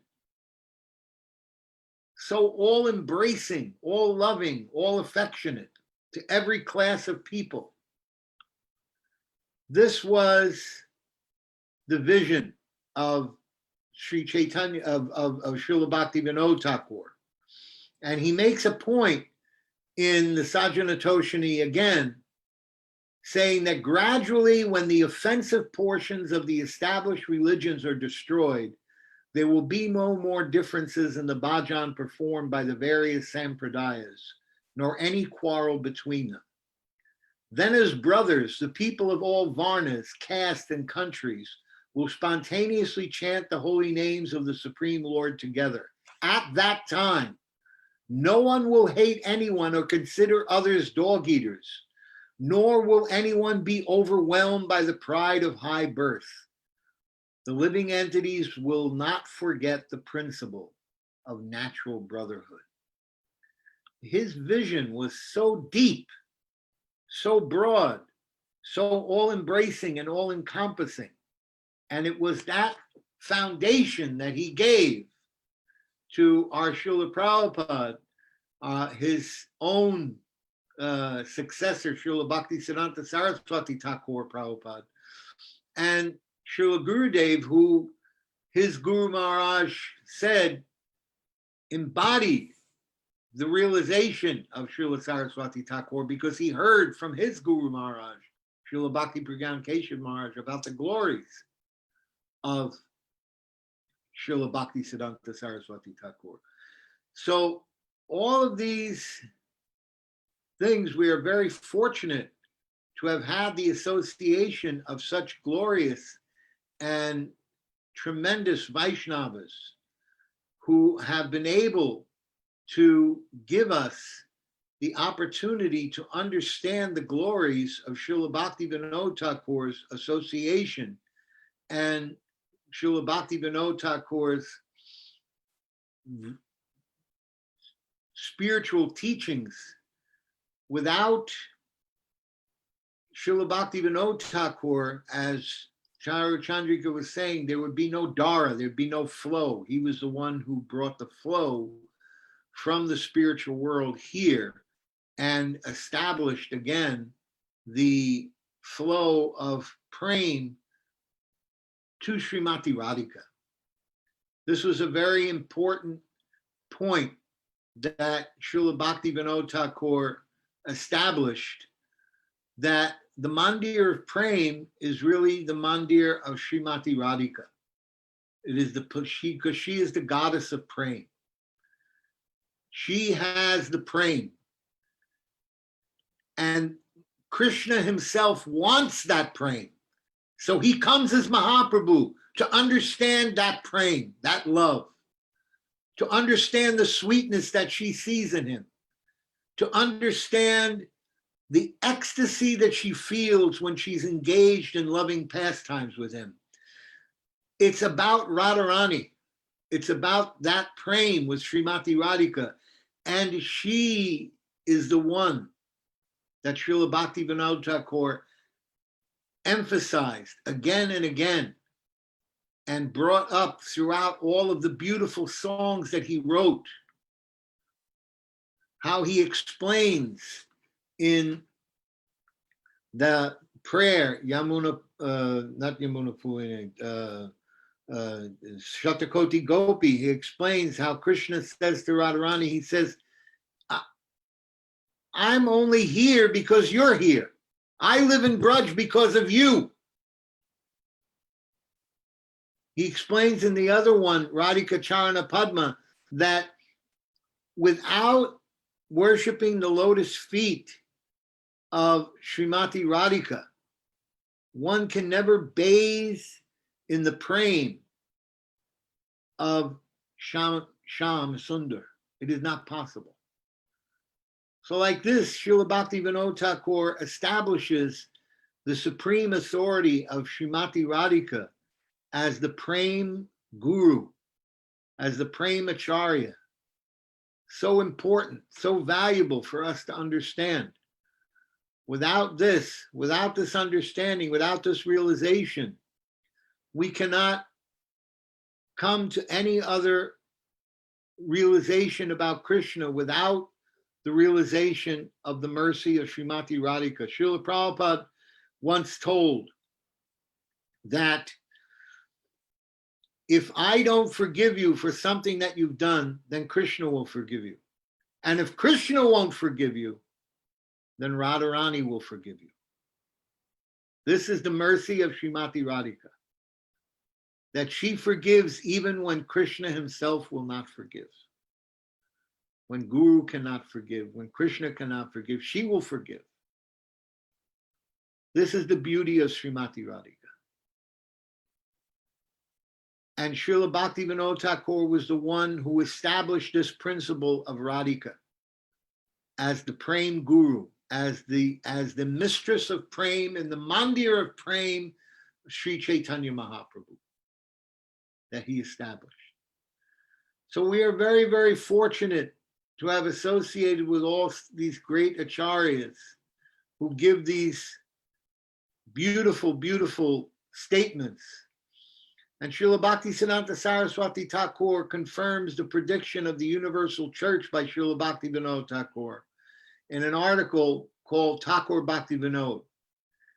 In that article, he writes, Thakur Bhaktivinoda has predicted the consummation of religious unity of the world by the appearance of the only universal church which bears the eternal designation of the Brahma Sampradaya. So here we see that Srila Saraswati Thakur is not calling it Gaudiya Mat. He's not calling it by any other name except the Brahma Sampradaya, because Lord Brahma is the first. He's the first Sampradaya. He's the original Sampradaya. He's the original teacher of the teachings of the Sampradaya. It comes through him. Tene Brahma Hridaya Adikave Yatsuraya. It comes through him. Therefore, he says the eternal designation, the universal church, which bears the eternal designation of what? The Brahma Sampradaya, not Gaudiya Mat, not ISKCON, not Ramanuja, not Madhva, Brahma Sampradaya. The universal church, which is free of all designations, of all sectarianism. So that the prediction by Bhaktisiddhanta Saraswati Thakur continues. He says, he has given mankind the blessed assurance that all theistic churches will shortly merge in the one eternal spiritual community by the grace of the Supreme Lord Sri Krishna Chaitanya. The spiritual community is not circumscribed by the conditions of time, space, race, and nationality. Mankind had been looking forward to this far-off divine event through the long ages. Thakur Bhaktivinoda has made the conception available in its practicable spiritual form to the open-minded empiricist who is prepared to undergo the process of enlightenment. The keystone of the arch has been laid, which will afford the needed shelter to all awakened animation under its ample encircling arms. Those who would thoughtlessly allow their hollow pride of race, pseudo-knowledge, or pseudo-virtue to stand in the way of this long hoped for consummation would have to thank only themselves for not being incorporated in the spiritual society of all pure souls.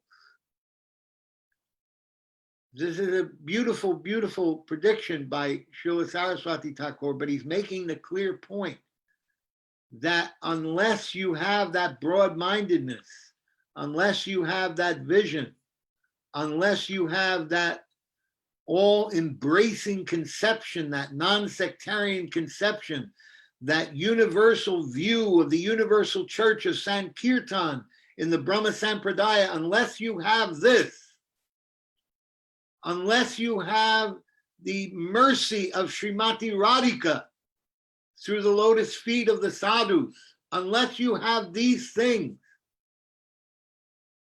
then you will be excluded from the incorporation of the universal church of all pure souls. So it is up to us. As always, we have the last word on how we fly our plane, how we drive, how we move, where we go, and what we do. We have the minute independence to make the choice. Are we going to be sectarian, or are we going to be non-sectarian? Are we going to be open-minded and broad-minded and all-embracing of the universal church, or are we going to have some other vision? So Srila Bhaktivinoda Thakur, he gave us this universal vision. He gave us the analogy of the Mandir of Prem. And he showed us who that deity was, Srimati Radhika. This is the deity of Prem that Mahaprabhu established in the Mandir of Prem. And we had the good fortune of Srila Bhaktisiddhanta Saraswati Thakur, our Srila Prabhupada, and our Srila Gurudev, who each successive Acharya going into deeper and deeper detail of who is Srimati Radhika, who is the queen of Prem in the Prem Mandir, who is the one who gives us this Prem. All of these details, the explanation was given by these great acharyas in greater and greater detail as each acharya manifest, as we became a little bit more qualified to understand what this is, and now to practice.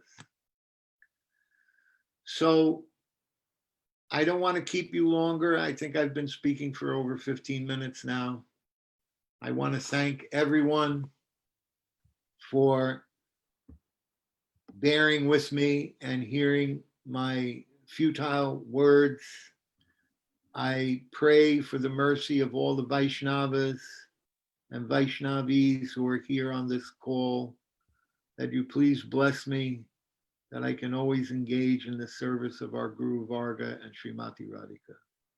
And to Srila Bhaktivinoda Thakur, my Dandavat Pranam, Vanchakalpa Tarubhyascha Kripa Sindhu Bhayavacha Patitanam Pavanebhyo Vaishnavebhyo. Wow, you've rumbled and touched my heart. So many the subject when you said about if Guru doesn't forgive you, Krishna will, and if Krishna doesn't, Radharani will. It was like that really transmitted. That's such a beautiful message, because especially in the Western psyche where we have a lot of shame, a lot of guilt, we have a lot of negativity, and to feel that personal mercy is extremely it's like a cool balm on a very hot head. And your emphasis on that non-sectarianism was truly inspiring. And if you don't mind, I'm going to ask you a quick question. Okay. Just in generic form, without getting into any specifics. All right. I think we all are aware that there's sectarianism between the religions of the world, and there's sectarianism between the Sampradayas, but we also know there's a lot of sectarianism between the Gaudiya Vaishnavas, and there's even sectarianism with our own Sangha of Srila Gurudev.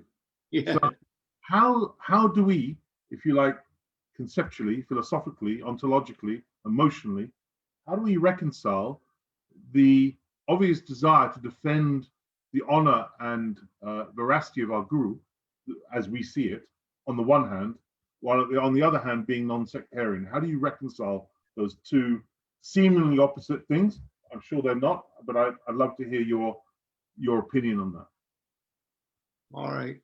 Since you've asked me to speak something about this,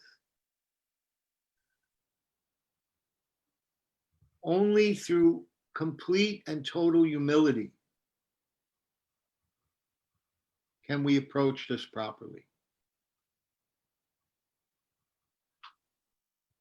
If we have any scent of false ego in our approach to trying to resolve the issue, we first, it's as Bhaktisiddhanta Saraswati Thakur says, look at yourself first. Is there something in your behavior that screams of sectarianism? Even a little bit, to anyone, for any reason? We have to look at ourselves first, and we have to model the behavior. By modeling the behavior of being in this, and we can only model that behavior by Trinadapi Sanuchena Tirodapi Sahushanana. We can only model it if we're in complete state of humility. It is not possible to model that behavior if we have any scent of false ego. That goes back to the point where he says the obstacle of sectarianism is connected to the forest fire. And Gurudev gives us the insight. What is the forest fire Leela ultimately about? That when the cowherd boys closed their eyes, the forest fire disappeared. And when they opened their eyes, Krishna was there, the vision of Krishna. When we close our eyes to the sectarian concepts, then we can open our eyes to Krishna's face and we can see Krishna. But to do that, you have to be very humble. Here, Krishna is ordering them. You got to remember, the cowherd boys don't think of Krishna as God. They don't think of him as their superior. Sridham takes him down in the wrestling match. So who is Krishna to say, close your eyes? He orders them, close your eyes, don't see. In order to take that instruction, you have to be so humble. Don't see sectarianism. Don't see differences between your god sisters and your god brothers. Don't see any of these things. Just like Srila Saraswati Thakur, the story is he used to walk with his disciples along that bridge, along the road that he built to protect the Chaitanya Mat.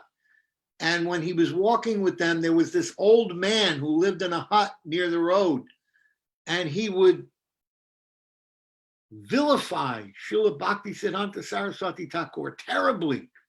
You beast, you egotistical man walking with all your disciples so proudly, who do you think you are? The disciples were furious. They wanted to kill him. Saraswati Thakur forbid them to even say anything or even think badly. And so what happened was, eventually this man dies, and the disciples go running. They run, and they beg. They go to see Srila Saraswati Thakur, and they say, Srila Saraswati Thakur, that man who was always berating you, who was always criticizing you, he died. He finally died. And Srila Saraswati Thakur's response was to weep. Who is going to teach me about my false ego and humility now? My Shiksha Guru is gone. Who is going to teach me this? I miss Gurudev so much, because when he was here, he would shout at me. He knew I had a little bit more thick ability to take the shouting. And so he used to shout at me often. But it beat down my ego. I miss having someone to beat down my ego and to make me humble. He was so wonderful in that regard. It was such a blessing. I could never have taken sannyas and come to be a preacher without his mercy, without his blessing on my head. So it is so hard. It is so difficult, but we learn from this Leela through Gurudev's insight. Bhaktivinoda Thakur says, this is the obstacle, the forest fire. What are we learning about the forest fire from Gurudev? Close your eyes. When you're ordered to close your eyes to sectarianism, you have to close your eyes. When you're ordered to close your eyes to your false ego, you have to close your eyes. If you close your eyes to Maya, when you open them, you will see Krishna. This is what Gurudev, the insight that he's giving to us in this Leela. Please forgive me for my transgressions. Your speech and your answers are astounding, and I'm rummaging for words because I think when your heart is touched, sometimes it's quite difficult to connect with your mouth. So that's how I feel right now, and it's such a pertinent issue, and I really want to understand it more deeply, and I really want to imbibe what you're talking about, and actually I want us all to be able to affect it, to do it, to act on it, for it to be real, because the only hope for humanity is Gaudiya Vaishnavism, and it will only really take off in the way Chaitanya Mahaprabhu has predicted if what you're saying is implemented. So thank you, Maharaj. Thank you. We've now, unfortunately, I feel almost bipolar right now, because I feel like you're all going to go in a second and I'm just going to be on my own. It's been such a beautiful, exceptional festival. I was thinking back to when Radhika was saying how Gurudev would be so happy to see us all doing this together. And I was wondering what it would be like to explain to Gurudev what Zoom is. And I can just imagine him going, Zoom? Zoom? And I think he'd kind of get into it. It would be very sweet. Before thanking the speakers, I wanted to thank the listeners, because as we know, Shravan is as important as Kirtan. And I've certainly felt over the 3 days, over the 3 festivals, and certainly this one, although I'm not in the same room as anybody, I can feel that collective intensity and attention. And so the hearing, the participation, turning up to listen, the participation, the listening makes the speaking even more relishable. So I wanted to thank everybody who came and who's here, everybody who's come and gone, and everybody who's spoken, because today I've been astounded by what I've heard, and I'm so grateful for everybody who made a contribution. I'm grateful to Yashadari for all her beautiful organizational skills, and a very easy person to serve with. Forgive me for if I'm not so easy, but you're definitely very easy to serve with. So it's with great regret that I'm going to hand over to Yashadari in a second, but it's with regret that we're at the end of this beautiful festival, this glorification of Srila Bhaktivinoda Thakur. What an incredible gentleman, what an incredible opportunity. The fact that we're even alive to celebrate him is incredible, within only 100 years of his, less than 100 years from his disappearance. Oh no, just more than 100 years. So thank you so much for giving me the opportunity to serve. Thank you for all your contributions. Glorious to Srila Bhaktivinoda Thakur, glorious to our illustrious parampara. Have a beautiful day, everybody. And I'll hand you over to Yashadari, and then we'll do some kirtan to finish. So as we have approached the last part of our Harikatha, I don't know why this video came into my mind, which I wanted to share with you all. But as when we used to go on Parigram with Srila Gurudev, when we first started Navadvip Parigram, he would take us to Yogbit, and on the way we would go and see and pay our humble obeisances at the lotus feet of Srila Bhaktivinoda Thakur to get his blessings to be able to complete Navadvip Parigram. And so with the essence of everything, and trying to understand a glimpse of that, I just want to take you to this video in particular of Srila Gurudev and Srila Bhaktivedanta Tarikam Goswami Maharaj speaking. He's going to be speaking in Bengali, but if you can just watch and you will understand, the words of love does not need to be heard, they are seen. So I'm just going to play that video for you in a moment. And I would just like to thank everyone for inspiring this beautiful Harikatha and Seva. And I pray at the lotus feet of my Srila Gurudev that he will take me to the lotus feet of Srila Bhaktivinoda Thakur, and I can weep and cry at his lotus feet to be able to have some real surrenderness. So I'm just going to share this video with you guys, so just bear with me 1 second. And I think you'll all appreciate it because you've all been there. Some of you were there at that time, so maybe it will take you back to that memory. Just please let me know if you can not see it.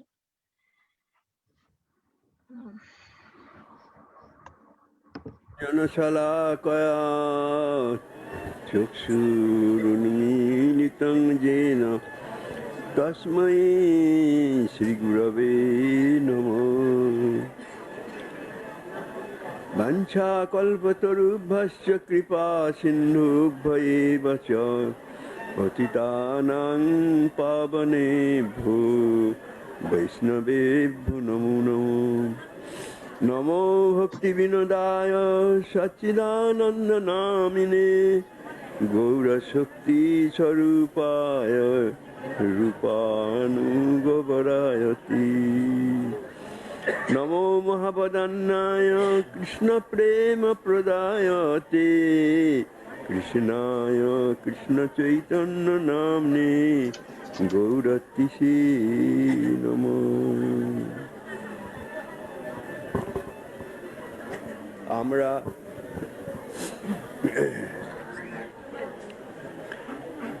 দুর্ভাগা হলেও অতীব ভাগ্যবান, তাই গুরু বৈষ্ণবের কৃপায় বলে এই ধাম পরিক্রমায় যোগদান করেছি। এই যে ধাম এবং এই ধামের যে পরিক্রমা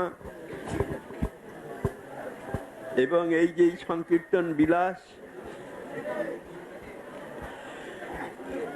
সেই বিষয়ে আমাদের অনেকেরই কোনো সম্যক উপলব্ধি নাই। পূর্বে যে কীর্তনখানি হয়েছে তার মধ্যে সেই ভাব সম্যক রূপে পরিব্যক্ত রয়েছে। গুরু কৃপা বলে জীবের সেই প্রকার উপলব্ধি হওয়া সম্ভবপর। যে মহাপুরুষ এই ধামের স্বরূপকে আমাদের নিকট কৃপা করে প্রকট করেছেন, তিনি হলেন শ্রী সচ্চিদানন্দ ভক্তিবিনোদ ঠাকুর, যার সেই ভজনস্থলেতে আমরা এসে উপস্থিত হয়েছি। আমাদের একান্ত প্রার্থনা তিনি আমাদের প্রতি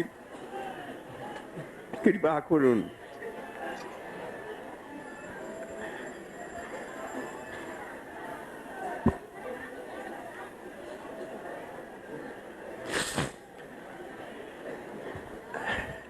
তাঁর কৃপা ব্যতীত কখনোই আমরা এই ভক্তি রাজ্যে, বিশেষ করে ঔদার্য লীলা বিগ্রহ শ্রীমন মহাপ্রভুর যে উদারতা সম্বন্ধে কিছু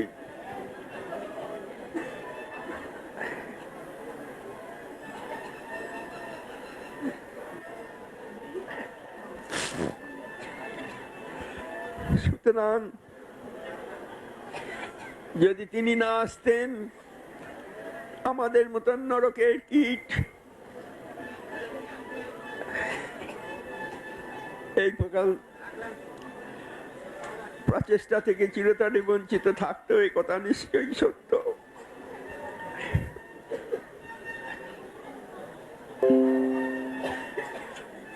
সুতরাং তার অমর লেখনী যে গ্রন্থাদি, সেইগুলি আমাদের জীবাত্মা, এবং তিনি নিত্য তত্ত্ব, তিনি আমাদের অন্তরের ব্যথা উপলব্ধি করে আমাদের কৃপা করুন। এছাড়া আমার বিশেষ বক্তব্য কিছু নাই, আমার তত্ত্বজ্ঞানও সেই রকম স্ফূর্তি পায় না। তিনি কৃপা করুন যাতে করে সেই সব বিষয়ে আমি অধিকারী হই। তো আপনারা বৈষ্ণবগণ এসে মুখ থেকে এখানকার মাহাত্ম সেবন করুন। বাঞ্ছা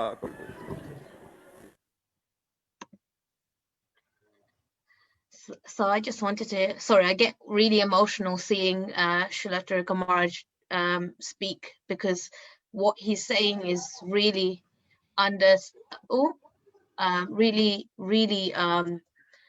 beautiful, and actually it encapsulates what the mood we're trying to aim for when we're sitting at the lotus feet of our Srila Bhaktivinoda Thakur.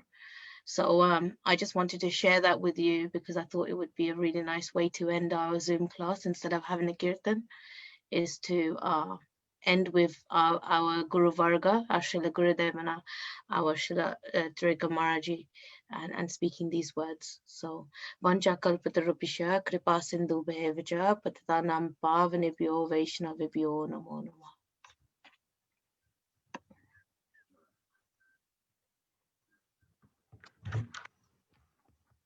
Haribo. Haribo. Haribo, Haribo.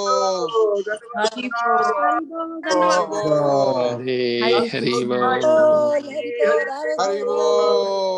Pranams to everyone. To Bhaktivinoda Thakur ki jai. Jai. Jai Ho. Jai Shri Bhaktivinoda Thakur. Jai Maharaj ki jai.